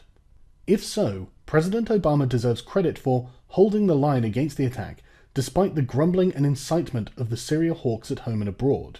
And it also presents the unsavory picture of an al-Qaeda operative colluding with ISIL in a war crime that killed 1,300 civilians. Two Turkish members of parliament claim that deadly sarin gas was delivered from Turkish territory to Islamic State fighters in Syria in 2013. They say that officials knew about the deliveries, but that the case was closed. The MPs say that they have evidence to back up the allegation and that they have presented it in parliament. We spoke to one of them. Bu ham maddelerin yurt dışından chemical weapon materials were brought to Turkey and put together at ISIL camps in Syria, which was known as the Iraqi al-Qaeda at the time. We have recordings to confirm this. A public prosecutor opened an investigation which led to those involved being detained.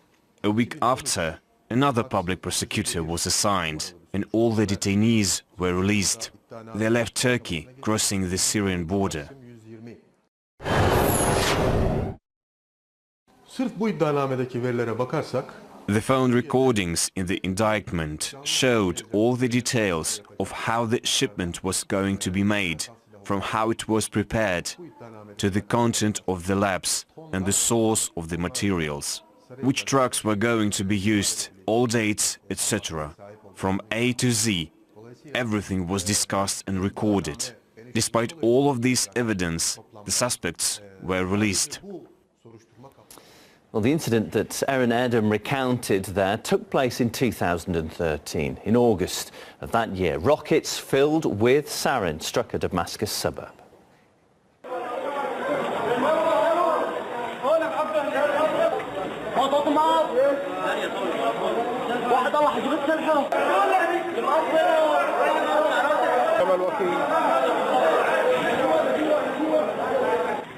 جراء استهداف النظام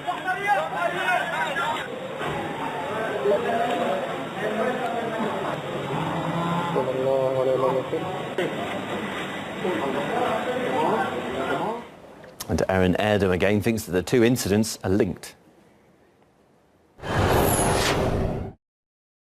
Rejim güçlerinin yaptığı iddia edilmişti. There is a high probability that it was carried out with the materials shipped through Turkey.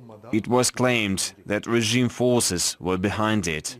But in my opinion, examining the given dates and the indictment, the regime didn't have sarin gas. It was the attackers who possessed it. As far as I understand, this fire was closed just to place the guilt on the regime.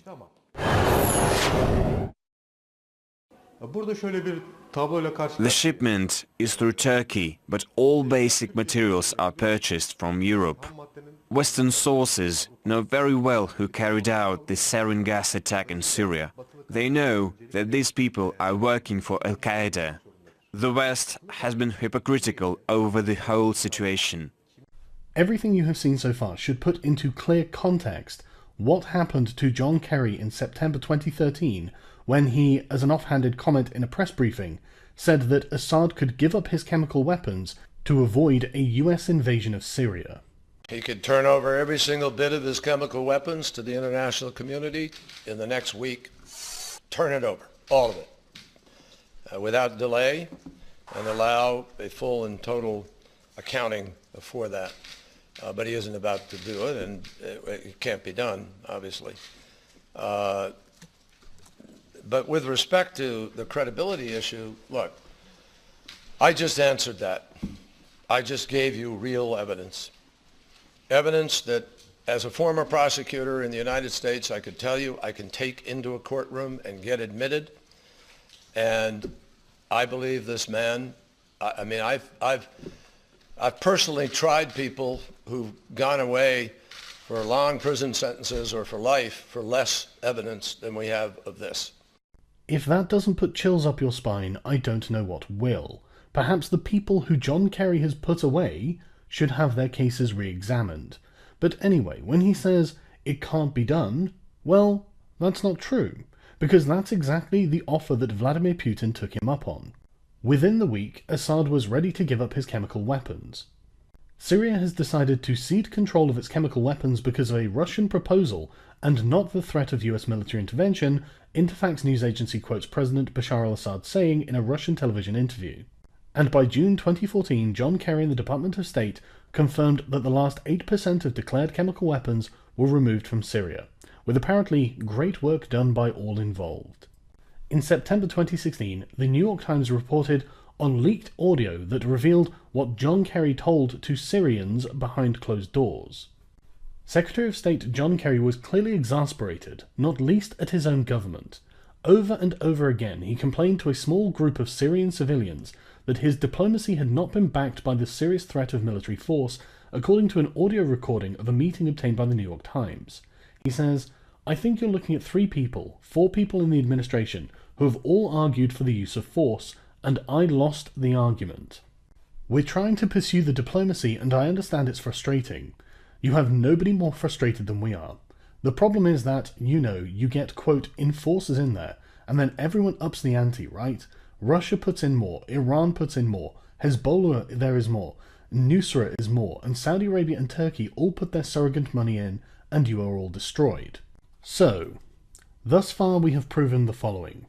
1.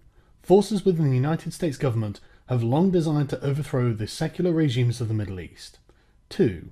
The United States has lied multiple times to justify Middle Eastern interventions and regime change. 3.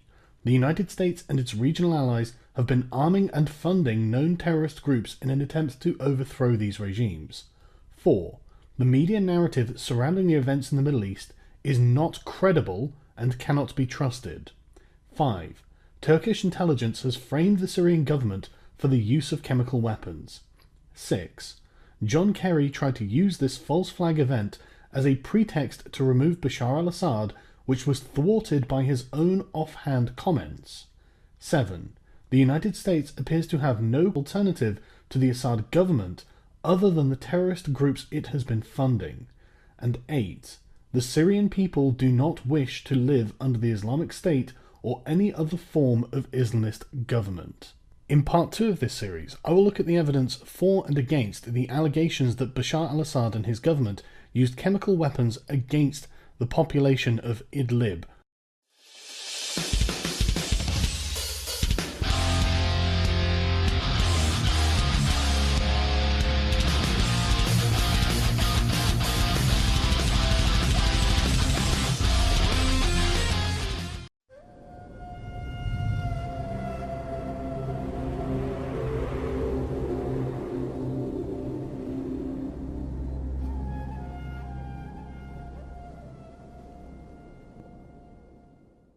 This video is the second part of an investigation into the allegations that the Syrian government, led by Bashar al-Assad, used chemical weapons on the 4th of April 2017 in Khan Sheikhoun, in the northern province of Idlib.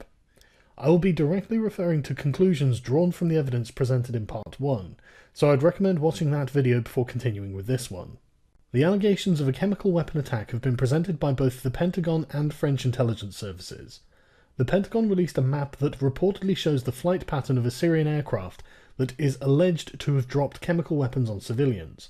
Rex Tillerson, the US Secretary of State, said, quote, "We have a very high level of confidence that the attacks were carried out by aircraft under the direction of the Bashar al-Assad regime, and we also have very high confidence that the attacks involved the use of sarin nerve gas.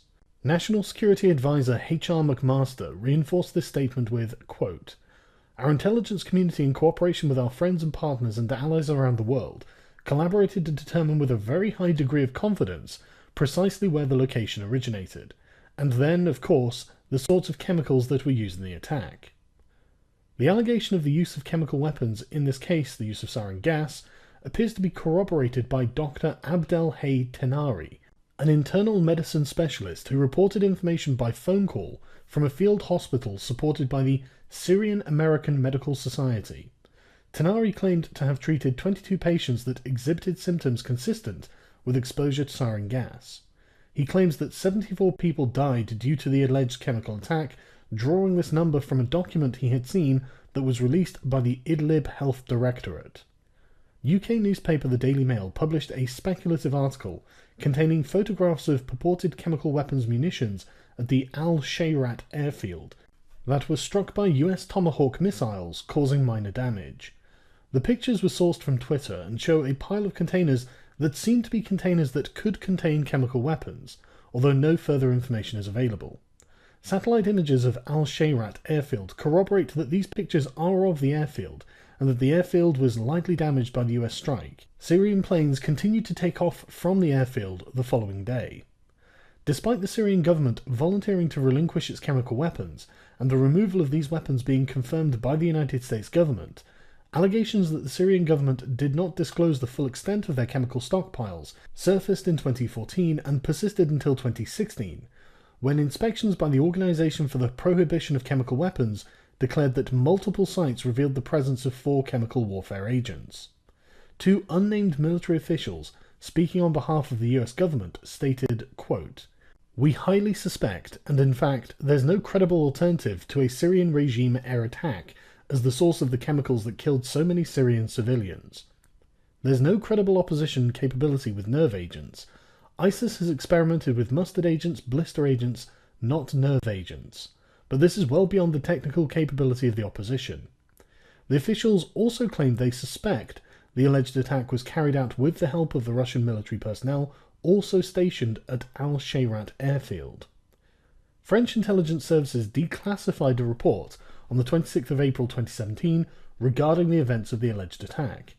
The report is based on intelligence from France's own sources that claim to use samples that were collected independently from Khan Sheikhoun. The report claims that on the 4th of April 2017, airstrikes against civilians in Khan Sheikhoun killed more than 80 people, and according to their experts, has been scientifically confirmed to be caused by a highly lethal neurotoxic agent. The chemical signature of the samples apparently matched the chemical signature of an unexploded sarin grenade allegedly recovered from a separate alleged attack in Sarakib, which is also in Idlib province, that took place on the 29th of April 2013.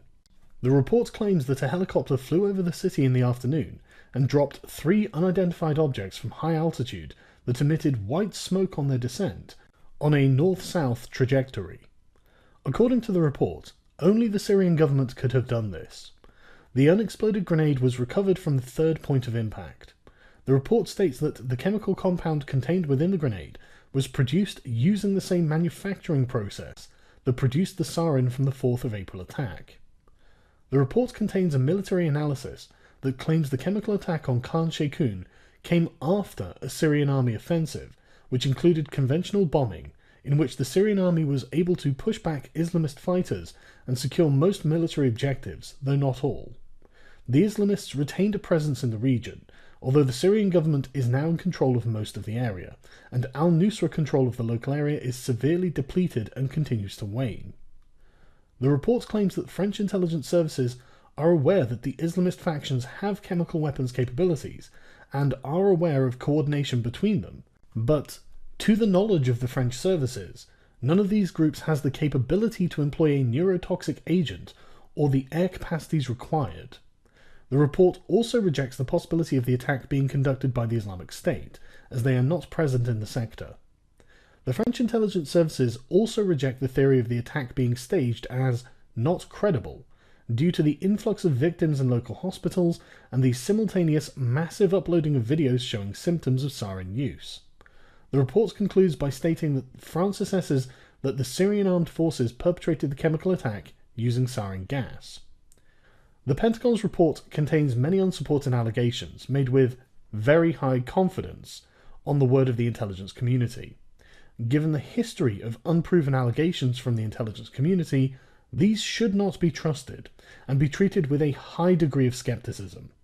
According to Citizen reporters, the provincial administration of Idlib is controlled by Islamists loyal to al-Nusra and operate as a front for them, with little to no real governance for the benefit of the people of Idlib. Information from the al-Nusra-controlled government should be treated as dubious at best, although the inconsistent casualty figures are not necessarily a reflection of a deliberate attempt to mislead and could instead be simply down to inaccurate reporting in a time of war. The report contains no information on how the sample from Khan Sheikhoun was collected and how it could be verified as legitimate. The account of the Sarakib attack is contradicted by eyewitness accounts that describe the falling objects as canisters and not grenades, with further eyewitness inconsistencies in the accounts. The reported effects were also inconsistent with the effects of sarin gas, with one claiming that there was a horrible suffocating smell and that he couldn't see anything for 3 or 4 days. Reports from Khan Sheikhoun from alleged victims of the sarin gas include claims that they could smell it from 500 meters away.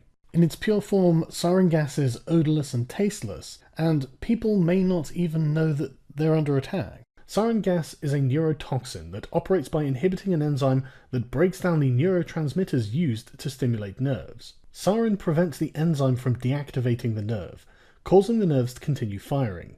The nose runs, the eyes cry, the mouth drools and vomits, bowels and bladder evacuate themselves, along with convulsions and paralysis. If the dose is fatal, death comes in 1 to 10 minutes. If the victim survives, the effects dissipate rapidly with no permanent effects. One of these canisters was recovered and described as a box-like container with a hollow concrete casing inside, which was corroborated by an al-Nusra rebel fighter, with video evidence. There is no further evidence presented that the grenade used by French intelligence to ascertain the source of the sarin was used by the Syrian army, that the sarin grenade was apparently placed inside the container with a concrete casing for reasons unknown. The north-south trajectory of the helicopter brings into question the origin of the helicopter. Idlib borders Turkey to the north, and Turkish whistleblowers claim to have evidence that Turkish intelligence services previously aided Islamist rebels. It cannot be ruled out that this was a Turkish helicopter carrying out a false flag attack to blame on the Syrian government, already under the threat of invasion should they cross the red line of using chemical weapons. According to a BBC report, activists on the scene declared, "Let the world hear, Obama, Obama. Regime troops have crossed all red lines." This would appear to be an attempt to craft a narrative surrounding the event by the Islamist rebels. Both reports contain no reference to information provided by Turkish whistleblowers that Turkish intelligence is funneling sarin gas to al-Nusra fighters, nor that Carla Del Ponte believes that Islamists used sarin in Ghouta in 2013. It makes little tactical sense to drop chemical weapons after an area has been captured. The US assessment that Syrian planes flew over the location is not conclusive proof that these planes dropped chemical weapons. The Syrian Air Force conducts regular conventional bombing raids. Despite evasion from Bashar al-Assad on the subject in multiple interviews, the Syrian government undoubtedly has chemical weapons stockpiles to some degree, even after the United States investigation and clearance. Assad has stated in interviews that Syria holds these stockpiles out of fear of Israel's nuclear weapons, to be used in a retaliatory strike. However, this does not mean the Syrian government uses these weapons as a matter of course, and Assad implies that these are a weapon of last resort. The tactical assessment in the French report also brings into question the logic of the allegations. If the Syrian government had conquered Idlib from the Islamist rebels, why would the Syrian government need to use chemical weapons behind their own lines? More importantly, why would the Syrian government even use chemical weapons in the first place? The United States has had plans for Middle Eastern regime change for over a decade, and has followed through on this plan on 2 prior occasions in Iraq and Libya. the Syrian government must be under no illusions that the United States would do the same to Syria, so deliberately using chemical weapons would be the equivalent of Assad putting a gun to his own head and pulling the trigger. In addition to this, the Syrian army has made significant gains, capturing huge amounts of territory from both former al-Nusra factions and the Islamic State, and looks set to win the war with Russian and Lebanese aid. At this point, it appears that the only thing that could prevent a Syrian government victory in the civil war would be external intervention, which could only be triggered by the Syrian government's use of chemical weapons as a pretext for Western intervention. There is no reason for the Syrian government to use chemical weapons, and every reason for them not to do so. In addition to this, the Islamists have had many opportunities to use chemical weapons, and have done so repeatedly. Prior to the split between al-Nusra and the Islamic State, the groups captured a major cache of chemical weapons from the Syrian government. The attack was led by al-Nusra and supported by foreign jihadis. According to an account by one of the fighters, they captured barrels filled with chlorine, mustard, and sarin gas. The spoils were distributed, but al-Nusra kept the chemical weapons for themselves, carrying them away in cargo trucks.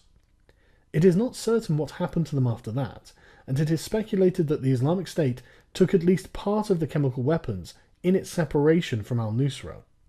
It is known that the Islamic State used chlorine and mustard gas in Iraq on at least 52 separate occasions. The Syrian government has denied the Western version of events, and the Russian government provided their own hypothesis. They suggest that the Syrian Air Force bombed rebel-held chemical weapons dumps, which exploded and contaminated the area. The Russian account has little evidence to support it and contradicts the Syrian account, so I am prepared to dismiss it completely as a fabrication. Bashar al-Assad believes that the entire attack was fabricated in order to frame the Syrian government. So what happened this day? As I said, the only source is al-Qaeda. We cannot take it seriously, but our impression that the West, mainly the United States, is hand in glove with the terrorists. They fabricated the whole story in order to have a pretext for the attack. It wasn't attack because of what happened in Khan Sheikhoun.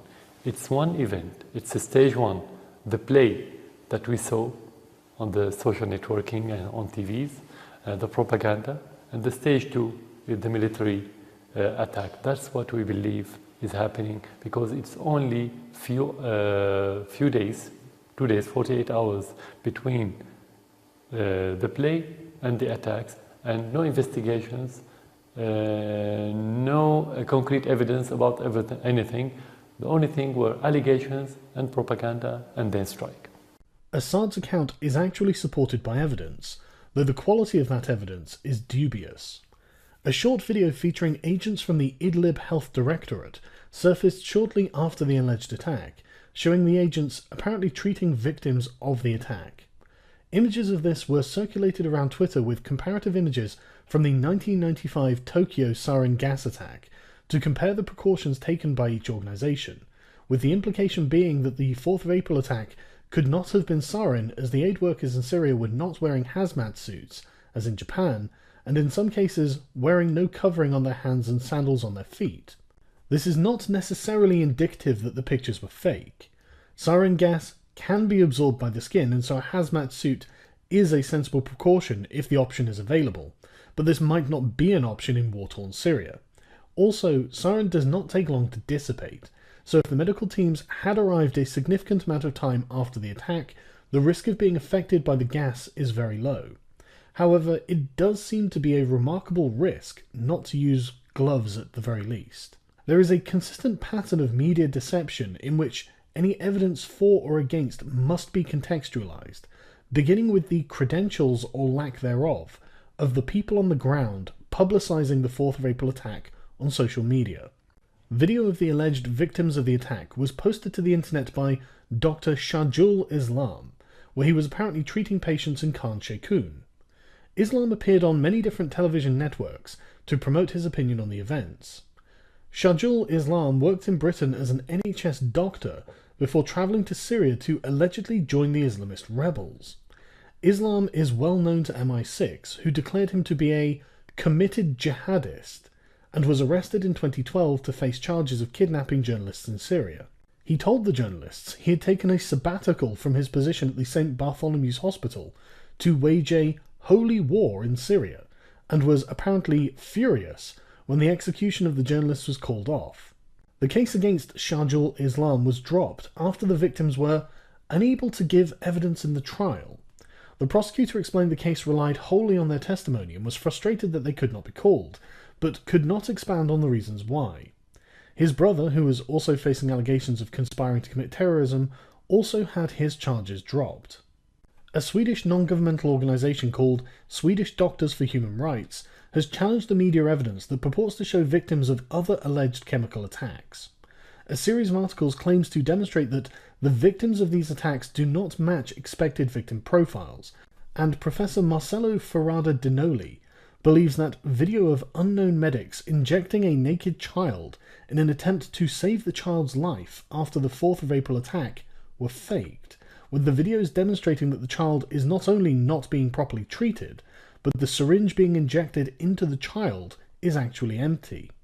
His conclusion, backed by 3 other doctors, is that, quote, life-saving procedures on the children, showed in the White Helmets videos, were found to be fake, and ultimately performed on dead children.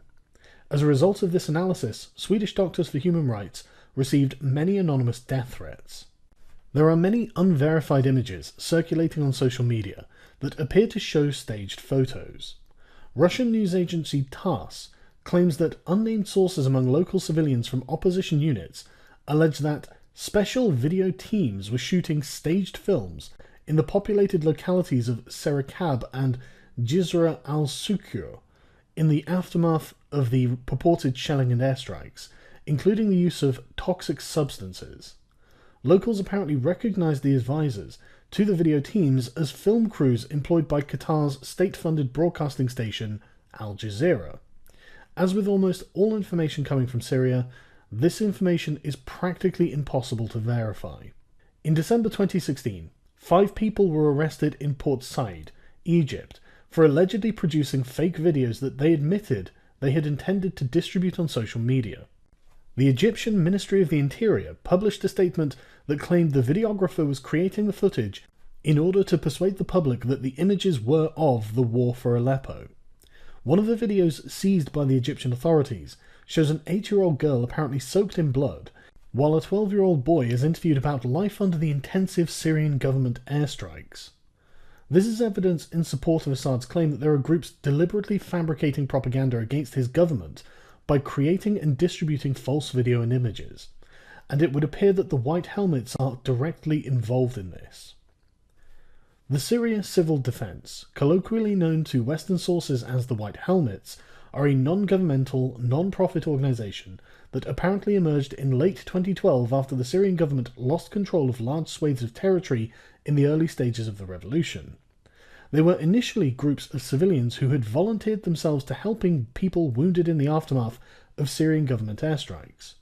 These groups were very quickly provided with international training and funding by both Western governments and a Turkish NGO called Akkad Search and Rescue Association.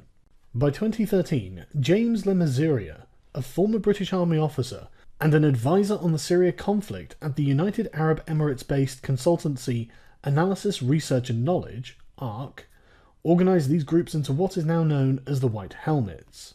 ARC would send volunteers to Turkey to be trained by Akkad, and by October 2014 these volunteer teams had become organised under the single banner of the Syrian Civil Defense.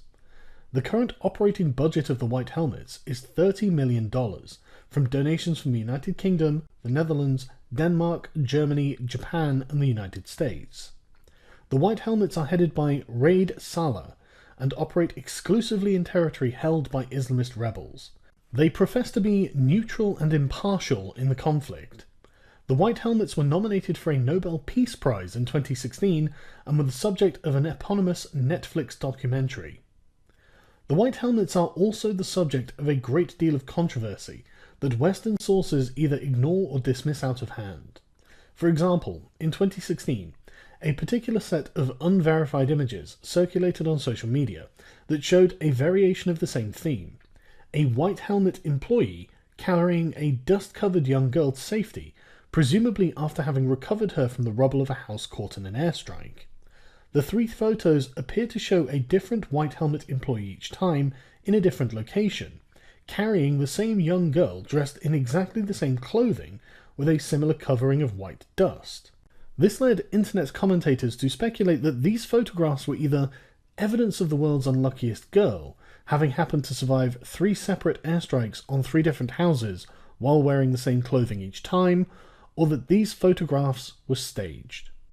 In November 2016, a video surfaced on Twitter showing an evidently staged rescue. In the video, the participants stand frozen while a cameraman navigates around them. Then the scene bursts into life in a convincing action shot.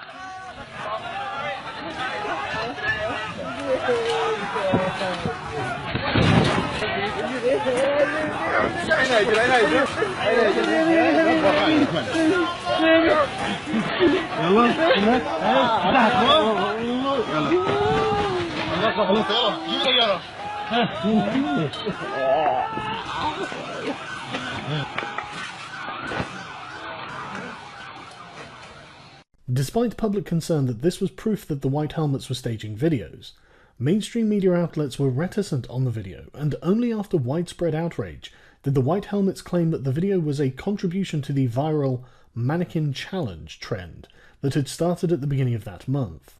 However, this video inadvertently answered the question raised by internet skeptics. Are the White Helmets capable of falsifying convincing video evidence that would fool the public? And the answer was yes. A similar incident occurred in September 2013 after the BBC aired a special episode of Panorama called Saving Syria's Children. Numerous discrepancies and incongruities are detailed in a particularly long and thorough blog post on the subject, right down to whether the attack the documentary is based around even took place.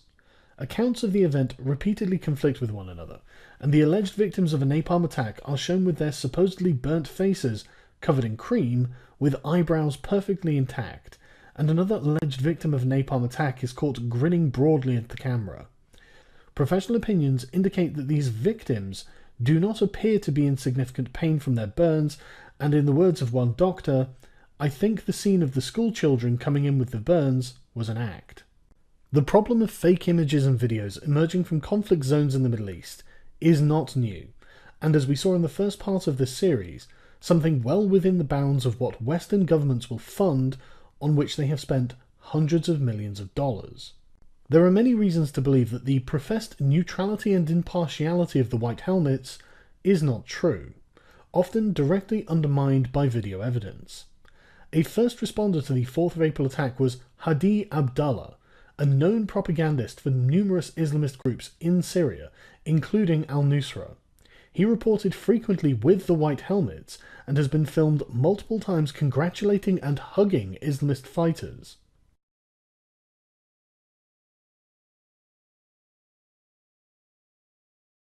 داخل معسكر المسطومة المحرر على أيدي أبطال جيش الفتح جند الأقصى وجيش السنة. استطاع أبطال جند الأقصى وجيش السنة سوريا الشام بإذن الله سنحررها من رجس النصيرية بإذن الله، وستبقى سوريا سنية لا شيعية. الله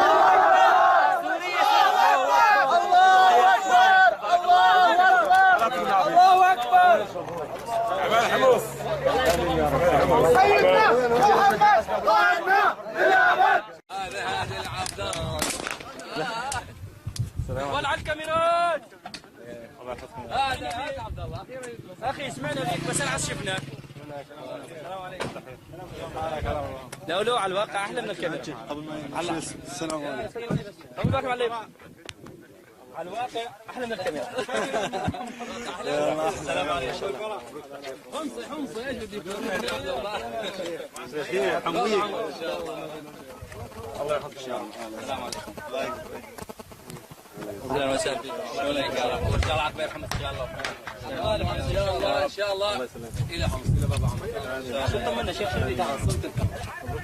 إذا كما نلاحظ لبيك لبيك لبيك يا الله لبيك لبيك لبيك يا الله لبيك لبيك لبيك يا الله لبيك لبيك لبيك يا الله لبيك لبيك لبيك يا الله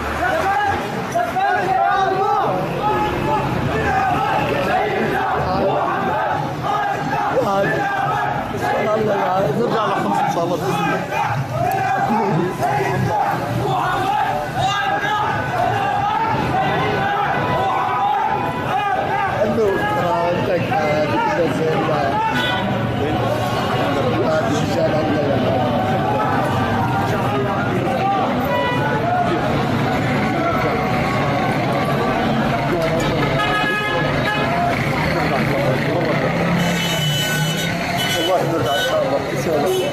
Another example is a video of White Helmet's employees caught in celebration with victorious Islamist rebels. Another video on LiveLeak appears to show an Islamist fighter executing a man by gunshots to the back of the head, and moments later in the same video, White Helmet's employees calmly lay out a stretcher to carry away the victim's body. Issam al-Salah, a cousin of Raid Salah, the leader of the White Helmets, and his 6 brothers were all defectors from the Syrian government. Issam al-Salah was killed in an airstrike while working for the White Helmets, and in April 2016, Raid Salah was refused entry to the United States, where he had travelled to receive an award. Upon arrival, he had found his visa had been cancelled and was refused entry by the authorities. Salah had been refused entry by the Department of State, presumably as part of the real-time vetting procedures that are in place, although no specific reason was given. The claim that the White Helmets are a neutral organisation in the Syrian conflict is very likely to be false. The Syrian government believes that they are a propaganda organisation for al-Nusra and Western governments, which is why they operate exclusively in al-Nusra-held areas and are funded almost exclusively by the West. There are also reports from Syrian civilians from Aleppo that the White Helmets were essentially a gang of thieves. Compare reporting from CNN to the reporting from Russia Today on the White Helmets, and you can see a stark contrast in the two narratives. To Syria now, though. If this description of what is happening in that country fails to get the world's attention, it is hard to imagine what else could. The UN's top human rights official says the siege and bombardment of eastern Aleppo are, quote, crimes of historic proportions. Regime forces backed by Russian warplanes are taking a brief humanitarian pause after pounding the rebel-held eastern parts of Aleppo. When the bombs fall, a small group of volunteers called the White Helmets run into smoldering rubble and rescue injured and trapped victims, including infants and little children. They saved the life of this 5-year-old boy named Omran earlier this summer, his bloodied, shell-shocked face becoming a stark reminder of the toll of this war. The White Helmets estimate that they have saved more than 60,000 lives. It is a feat that earned them a Nobel Peace Prize nomination. The Washington Post has called their job among the most dangerous in the world. But even the bravest have broken down from the horror of this war. I don't call them civil defensemen, but rather the mujahideen of the civil defense. It appears that the al-Qaeda affiliates' love for the White Helmets isn't one way. They celebrate victories together.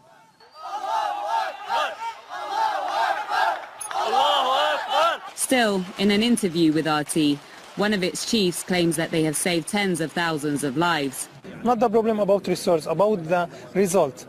We are until now, from 2013 until now, we were able to rescue 70,000 people. Back in the Jibrin camp, brimming with people that have just fled White Helmet's turf, the organization has quite a reputation amongst the civilians that they're supposed to be saving. Everyone that we spoke to was angry and eager to talk. You ever see in Fardous men with white helmets, they're called the White Helmets or the civil defense, helping people when they were injured? When they came to help the injured, they stole from them. If people were wearing jewelry, they cut it off. All of them are thieves. Some of them are honest, but many are just thieves. They see gold and they take it. The White Helmets as sheep in wolves' clothing, thieves in disguise, was a common theme amongst the complaints. But the allegations got more serious. This man accused the organization of intentionally killing his little girl. I took her to the Civil Defense Hospital and they gave her an injection filled with air to kill her.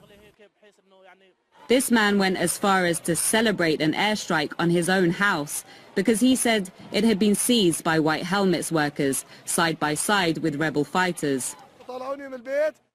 They forced me to leave my house and told me they were turning it into a Free Syrian Army base, but later they were hit by an airstrike. Finally, we got to those glossy videos appearing to show their heroics, constantly repeated by the mainstream media. They don't help people. They only work when there is a camera on them, and when the camera is gone, they leave. They abandon people under the rubble. They told us to pull the bodies out by ourselves. Lizzie Phelan reporting for RT from Aleppo. Finally, there is undoubtedly a great deal of anti-Syrian propaganda performed by pro-Western activists on social media. Bana al-Abed is apparently a young Syrian girl who, along with her mother, operates an English-language Twitter account from inside of Aleppo before the Syrian army retook the city. Bana became famous for this and was picked up by Western media, as you saw in the first part. She was featured on major news networks like CNN, where she appeared to be coached. She's been referred to as the Anne Frank of the Syrian Civil War by one journalist at the Washington Post. The Twitter account is apparently run by her, with any tweets from her mother, Fatima, marked as such. Fatima al-Abed has a background in journalism. For a 7-year-old, Bana seems to take a remarkable interest in international politics. Her political tweets are the most numerous and are in exclusive support of the United States in opposition to the Syrian government, welcoming Trump's airstrikes against her country and once stating that it would be better to start a third world war instead of letting Russia and Assad commit #Holocaust Aleppo. An investigation revealed that she had been in Aleppo at least long enough to pose for a picture. Bana regularly posts photos to her Twitter account. In these photos, she is always dressed in clean, new clothes. Her father is Ghassan al-Abed, which citizen investigators discovered to be a real person with authentic social media profiles, with a Facebook page that dated back to 2001. Strangely, Bana only appears on his Facebook page after October 2016, a month after Bana opened her Twitter account. One of his earliest posts also managed to misname his daughter, calling her Zara instead of Bana. Bana and her family apparently fled Aleppo shortly before the area their apartment complex was located in fell behind Syrian lines after the advance by the Syrian government forces on the 4th of December 2016. On the 21st of December 2016, the BBC reported that she had fled to the rebel-held countryside to the west of Aleppo. She tweeted a request to the Turkish foreign minister asking for help, and Erdogan personally sent a helicopter to retrieve Bana and her family. Once in Turkey, they met Erdogan, with Bana giving him a hug and telling him that she loved him. Bana's family appears to have some connections to jihadis. In July 2016, video emerged of a group of Islamist rebels beheading an 11-year-old boy on the grounds that he was apparently an enemy fighter. The man closest to the camera, with a round face and wearing a baseball cap, later emerged in a photograph circulating on Twitter, apparently holding Bana al-Abed. I cannot attest to the veracity of these photos nor explain their context, but it is very clearly the same man and Bana al-Abed. It is not clear who conducted the sarin gas attack on the 4th of April 2017 in Khan Sheikhoun, or even if a sarin gas attack took place. Information from the event comes from unreliable sources, where we even know where the sources are, and are backed by little more than the opinions of intelligence agencies that cannot be trusted. There is a clear political motive to remove the Syrian government from power, and history shows that the US is prepared to act on faulty intelligence. There has been a sustained campaign of disinformation originating from anti-Assad sources, working in concert with regional powers, who have previously attempted to frame the Syrian government for a chemical attack under the working knowledge that crossing this red line would be justification for the United States to implement regime change in Syria. It would be a tactical blunder of immense proportions if the Syrian government did indeed use chemical weapons against a civilian population that had already been largely reconquered from the Islamist rebels, formerly known as al-Nusra, at a stage in the war where the Syrian government's victory seems inevitable. Western media has trouble explaining their own narrative in terms that make sense.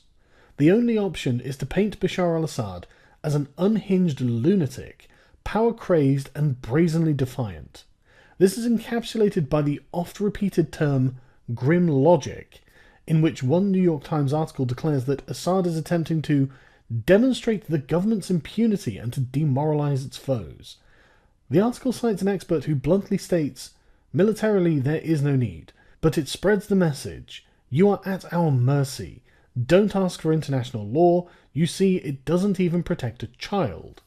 It is very difficult to align this description of Bashar al-Assad's motives with the interviews Assad has given Western media. It's not clear whether it happened or not, because how can you verify a video?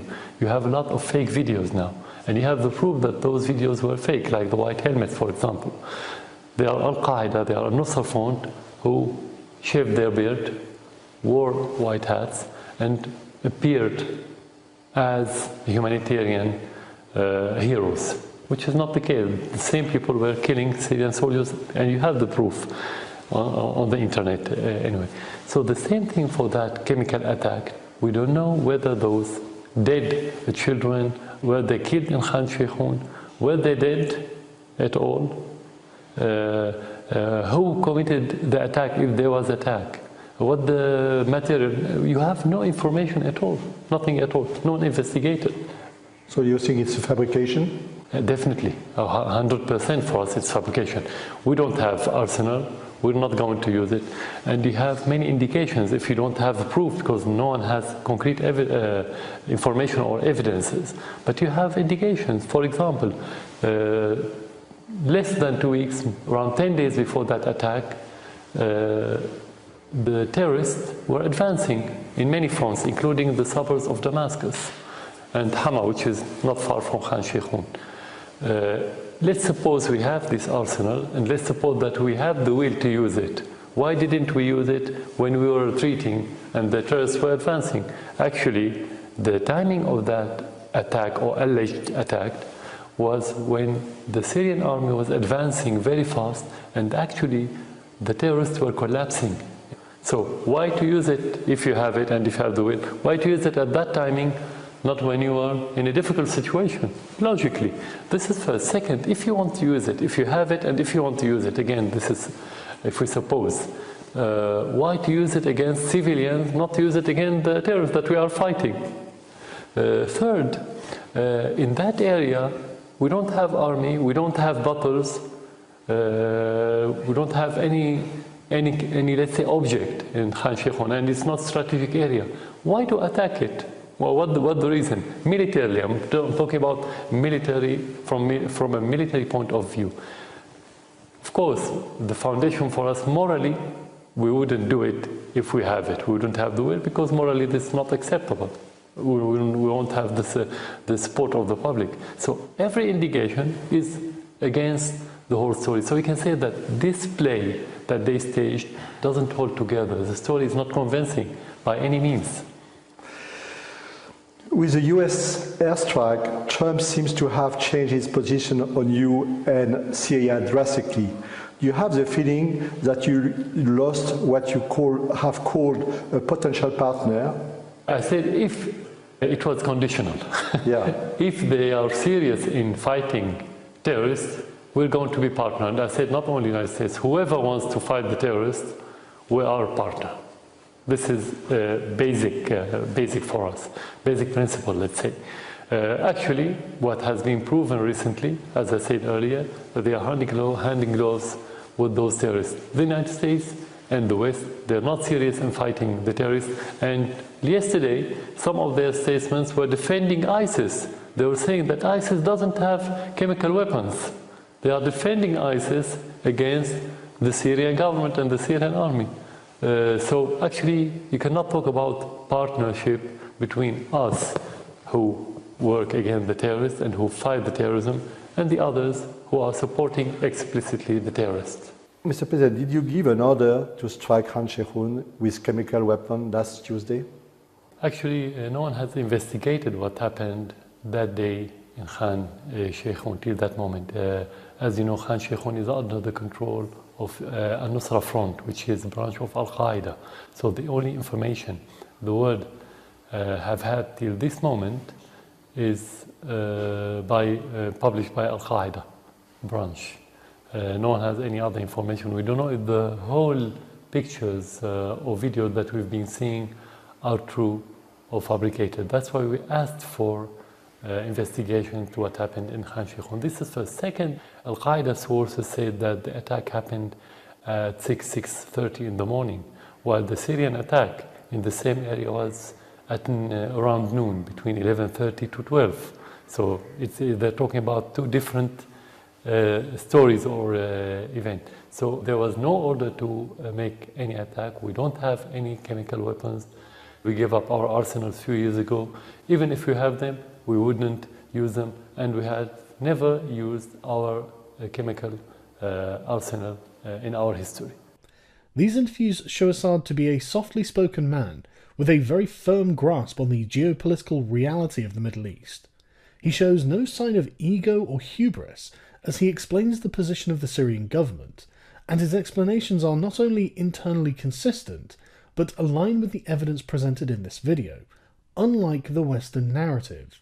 It is hard to believe that he does not understand the American sword of Damocles hangs over his head as it nearly fell on him in 2013. He does not spend any time in these interviews on self-aggrandizement, he does not make patriotic statements, and he does not come to irrational conclusions. Assad insists that his government is engaged in a war against foreign jihadis, which is at least partially true, and that there is a campaign of disinformation against his government by falsifying pictures and videos in an attempt to incite Westerners into supporting regime change in Syria, which is also true.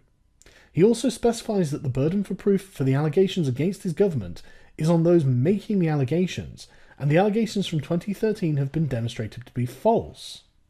Assad does not appear to be the irrational, self-important madman that the Western media narrative requires him to be for their narrative to make sense. I find it far more likely he is a more Putin-esque Machiavellian statesman in regards to power politics and his own position. In conclusion, I do not know who was responsible for the 4th of April attack in Khan Sheikhoun. I find it difficult to be credulous of the claim that the Syrian government would bother with a militarily inefficient, small-scale attack with chemical weapons, when attacks with conventional weapons would not only kill more people, but not endanger the sovereignty of the Syrian government. Given the history of false flag attacks, disinformation and self-interest arrayed against the Syrian government, I find it likely that Western powers and their regional allies would happily serve their own interests by falsifying evidence against the Syrian government and then lie to the public. They have done this before, and I see no reason to believe that they would not do it again.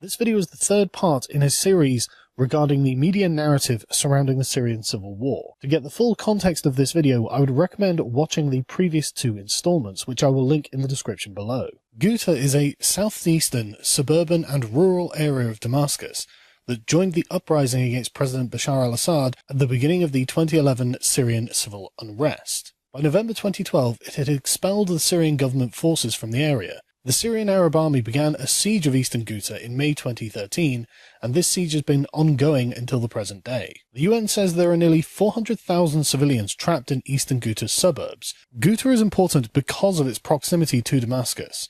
which is the capital of Syria, as it is within mortar range of the capital, where the old city and other neighbourhoods have suffered from rebel shelling. Only a small number of civilians have managed to escape Ghouta, for many reasons. Critics of Assad's government are fearful of being apprehended by his police forces, which have a decades-long history of arbitrary arrests, detainee abuse, and unlawful executions. However, many who are not afraid of the Syrian government are unable to leave because of the occupying rebel forces, which actively prevent civilians from leaving and have arrested people on occasion for simply asking permission to leave. There are two rival factions who dominate eastern Ghouta. They have a mutually hostile relationship that is shaped by a process of factional consolidation through infighting. The northern city of Douma and the eastern parts of the enclave are run by Jaish al-Islam, which translates to the Army of Islam, a large Salafi-inspired Islamist group.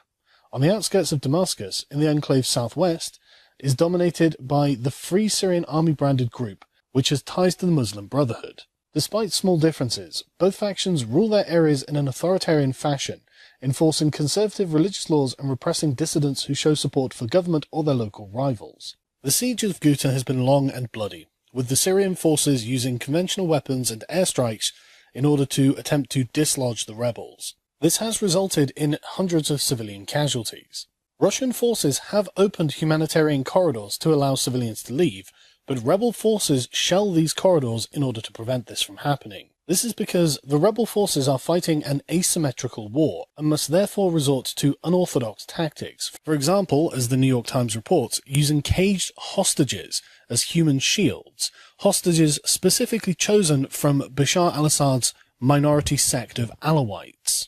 According to a media activist close to the Army of Islam, the prisoners were captured army officers from Assad's Alawite sect and their families. The captives were being placed in dozens of cages on rooftops and in streets throughout the rebel-controlled territory, so they can taste our misery. In February 2015, this activist staged a propaganda message that self-consciously echoed an Islamic State video in which a caged Jordanian pilot in an orange jumpsuit was burned alive. In the clip, the activist appealed for help from the outside world by speaking to the camera about the strikes while standing in front of a cage filled with neighborhood children dressed in orange. After waving a torch, he asked why the killing of the pilot had prompted global condemnation while the deaths of children in Douma had passed almost unremarked on. Jaish al-Islam is a coalition centered in the Damascus area in eastern Ghouta. As the Russian-backed Syrian Arab Army conquered other rebel-held areas throughout Syria, eastern Ghouta remained stubborn in its resistance despite heavy attack. Their aim is to replace the Assad government with a Syrian government based on Sharia. They are Islamist extremists and seek to establish an Islamic state that is broadly against the wishes of the majority of the Syrian population. The organization is said to have received money from Saudi Arabia, but they have denied those claims. Jaish al-Islam is the strongest Romanian faction in Ghouta, but in April 2018, this resistance has crumbled. On the 22nd of November 2017, the Washington Post published an article entitled, "The US moves towards open-ended presence in Syria after the Islamic State is routed." This had come in the wake of the Syrian Arab armies advances and conquests of Islamic State territory and the collapse of rebel-held areas. On the 11th of December 2017, the New Yorker published an article entitled, "Trump to let Assad stay until 2021 as Putin declares victory in Syria." The New Yorker reports that in a surprise visit to Syria, Vladimir Putin declared victory against both ISIS jihadis and Western-backed rebels. In just over 2 years, Russia's armed forces and the Syrian army have defeated the most battle-hardened group of international terrorists. On the 13th of February 2018, the Brookings Institute published an article declaring, "After 7 years of war, Assad has won in Syria." With the aid of Russia and, in part, the United States, the Syrian forces had defeated ISIS and conquered almost all of the rebel forces that were still holding out against the government. On the 10th of March 2018, opposition fighters began leaving eastern Ghouta. Footage broadcast on Syrian state TV shows pictures of what it says were the first group of opposition fighters to leave Syria's rebel-held eastern Ghouta and reach areas controlled by the government. The footage shows 13 men getting onto a bus and arriving at a crossing point where they hand themselves over to authorities.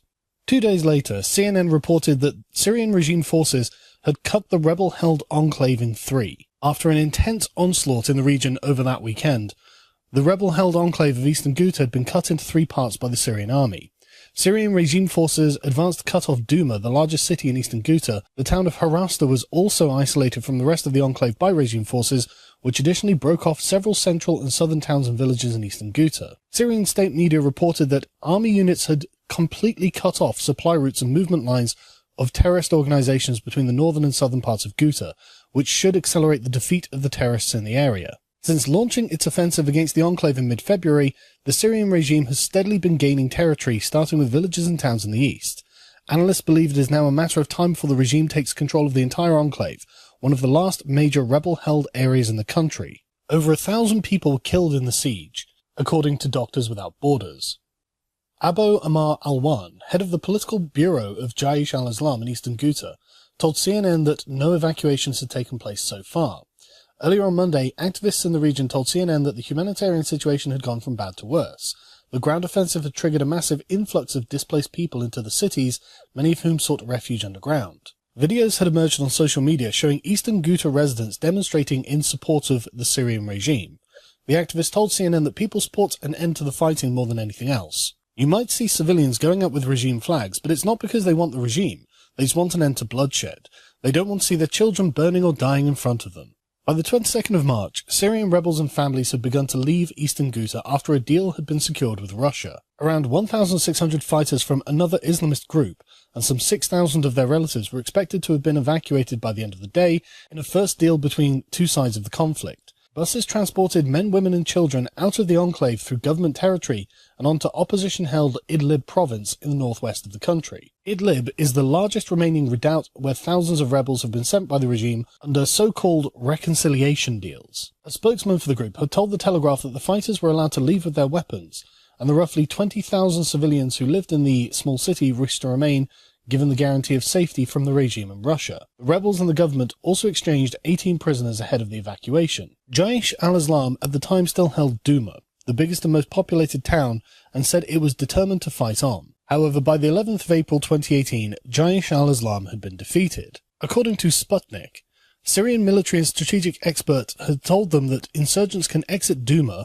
only after they hand over their hostages to the Syrian army. The first buses carrying Jaish al-Islam insurgents and their families left eastern Ghouta via a checkpoint, the Russian Ministry of Defense stated. It is noted that a total of up to 8,000 insurgents and 40,000 of their family members plan to be evacuated from Douma. RT affiliate Ruptly uploaded video of supposed captured weapons from the militants, including many AK-47 and larger caliber weapons. Al Jazeera reported on the 8th of April that Jaish al-Islam had agreed to leave its holdout for Douma and travel to northern Syria. Al Jazeera reports that the deal came a day after a chemical attack killed scores of people and affected hundreds of other Douma residents. They say the attack prompted global outrage but was dismissed as fabrication by the Syrian government, whose forces on that Friday had launched an offensive against the rebels under the cover of air raids. The agreement includes a ceasefire and the evacuation of fighters and civilians from the area. According to people who helped negotiate the agreement, Jaish al-Islam has agreed with Russian forces to begin evacuating with their families as well as anyone else who wants to leave, says Al Jazeera's Natasha Ghonaim, reporting from Amman. And under the agreement, Russian military police will move into Douma to keep Syrian forces out. So after 7 years of fighting and many accusations of the use of chemical weapons during this war, Bashar al-Assad had finally won. So why on the 8th of April 2018 would there be a chemical weapons attack in Douma? According to the BBC, at least 70 people have died in a suspected chemical attack in Douma, the last rebel-held town in Syria's eastern Ghouta, rescuers and medics say. Volunteer rescue force The White Helmets tweeted graphic images showing several bodies in basements. It said the deaths were likely to rise. There's been no independent verification of the reports. As seen in part 2 of this series, The White Helmets are not a reliable source. The White Helmets have deep ties to the Islamist rebels and have been caught faking attacks in the past. It's quite understandable why the Syrian government would call the allegations of a chemical attack a fabrication. The Syrian government has won the civil war. There would be no tactical benefit for them to commit a chemical attack at this point, or indeed at any point in the previous 7 years of this conflict. Every allegation levelled against the Syrian government about a chemical attack has come at a tactically disadvantageous time for the Assad government. Although they claim to be independent, the White Helmets are found almost exclusively in rebel-held areas, and there is a great deal of evidence to suggest they are actually embedded within the Islamist rebels themselves. And interestingly, They are funded by the West. This latest claim of a chemical attack by the Syrian government does bear all the hallmarks of a false flag attack. We know that the Syrian rebels have access to chemical weapons, and in 2013 UN investigator Carla Del Ponte says there is evidence that the Syrian rebels used sarin gas. And despite US Defense Secretary James Mattis's concerns about the Syrian government's use of sarin gas, he admitted, as reported by Newsweek on the 8th of February 2018, that there is no evidence that Assad used poison gas on his people.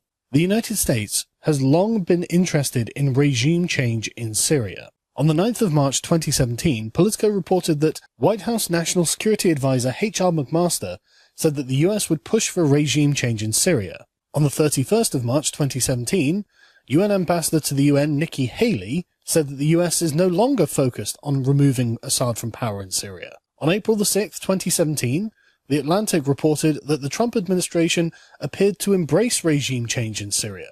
In what they described as an about-face, Secretary of State Rex Tillerson said of Bashar al-Assad, it would seem that there would be no role for him to govern the Syrian people. On the 9th of April 2017, in a statement to the United Nations, Nikki Haley said that regime change in Syria is one of many priorities, saying that there could be no peace in Syria until Assad is ousted. This came 3 days after the US launched 59 Tomahawk cruise missiles at a Syrian airbase in retaliation for the alleged chemical attack on the village of Khan Sheikhoun. Again, something not proven, as Mattis has admitted. This put Nikki Haley in contradiction with Rex Tillerson, saying that Bashar al-Assad did indeed have to go, while Tillerson, at the time, said that he didn't. By the 15th of September 2017, Nikki Haley said that the US would not be satisfied until Assad was gone. Rhetoric that seemed remarkably hollow, as the Russian and Syrian forces were currently in the process of winning the Syrian Civil War. By the 18th of January 2018, Rex Tillerson had been persuaded to once again back regime change in Syria. And this was widely supported by US media, with this example of the Hill basically representing the consensus among the media elite.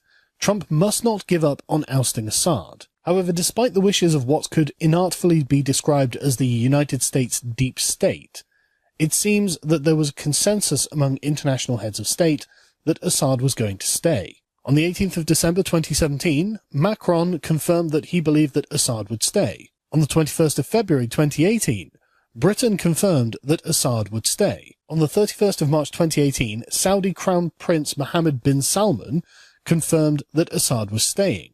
And on the 3rd of April 2018, Donald Trump said that he wanted to get out of Syria. But after this latest alleged chemical attack in Ghouta, things appear to be turning around. Tony Blair, the man responsible for leading Britain into the Iraq War, said that the UK should launch military action in Syria because non-intervention has consequences. It's important that when chemical weapons are used in this way and the international community has taken a firm position against it, you have to enforce it. This being said, despite there being no evidence that the Syrian government used chemical weapons, British Prime Minister Theresa May has been under pressure to join strikes on Assad and Syria, and on the 11th of April 2018, Theresa May is in agreement with the US and French governments that there is a need for a response over this chemical attack. A day after the allegations of the chemical attack in Ghouta, the Truman Strike Group had departed for the Middle East, and according to reports, British forces are mobilizing fighter jets at bases in Cyprus and Rafael, jets that could take off from St. Dizier Air Base in France for possible strikes against Syria. Bizarrely, the British envoy to the UN managed to invoke Karl Marx in an appeal to the Russians to allow the West to enact regime change against their ally in Syria. In respect of Karl Marx, I think he must be turning in his grave to see what the country that was founded on many of his precepts is doing in the name of supporting Syria by condoning the use of CW on Syrian territory. And suddenly, President Trump had changed his position entirely on Bashar al-Assad and an intervention in the country, tough-talking him on Twitter saying, "Get ready, Russia, missiles will be coming at Syria, nice and new and smart." Needless to say, the Russians have announced that they will shoot down US missiles that are fired at Syria and retaliate against launch sites, putting the world precariously close to a war with Syria over an event that has not even been proven to have happened, let alone been demonstrated to have been done by the Syrian government. On the 10th of April 2018, the day before this video was recorded, the Organization for the Prohibition of Chemical Weapons said that they were going to send a team to gather information from all available sources and analyze what had happened. And on the 11th of April 2018, the World Health Organization has demanded access to the chemical attack site, but as of recording, no organization has been to this site to confirm that an attack even took place. An attack that is alleged to have happened by a highly dubious source. In the previous two videos in this series, I was able to provide a much more detailed analysis than I am able to provide here, because this is an ongoing event, and I've been forced to make this video in haste because of what is happening. But this is what we can take away from the information that we have at hand. There is no proof at all that the Syrian government has ever used a chemical weapon in the Syrian Civil War. There is proof that not only do the Syrian rebels and ISIS have access to chemical weapons, but they have used them in the past. From a strategic analysis, it would seem to be ridiculous to suggest that the Syrian government, on the eve of a universally acknowledged victory, would endanger it by doing the one thing that would justify regime change in Syria. And this would be, in my opinion, the last-ditch attempt from the US deep state to enact regime change in the Middle East to oust one of the few remaining Russian allies in a plan that goes back to George Bush and the neocons. In my opinion, this is a false flag. In my opinion, this is being used as a pretext for war. And in my opinion, we should protest our governments for doing this. This is a geopolitical maneuver. There is very little truth to back up any of the claims. In fact, many of them seem to be outright lies, fabricated purely for the political advantage that it gives to the West. As we learned from the intervention in Iraq that deposed Saddam Hussein and caused the rise of ISIS, our intervention is not going to be well prepared, and we do not appear to have a plan.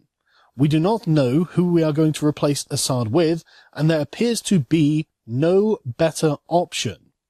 This is not a defense of the Assad government. The Assad government is doubtless as predatory to its own people as is commonly described, but even if the Assad government was responsible for all of the chemical weapon attacks that have been ascribed to them, and I do not believe that they are, they would still be a better option for the Syrian people than jihadi rebels. As you can see detailed in the previous videos I did in this series, the jihadi rebels are a far worse option for the people living in Syria to live under. And this appears to be nothing more than a geopolitical game that the United States and her allies are playing in order to further reduce Russian influence at the expense of the civilians that will be living in these regions. For us to overthrow Bashar al-Assad would be for us to breathe life into the Islamic State and various other jihadi groups who seek to see the overthrow of the West. Bashar al-Assad is no threat to us. The jihadi groups are. I would not in any way support this intervention or the overthrow of his government.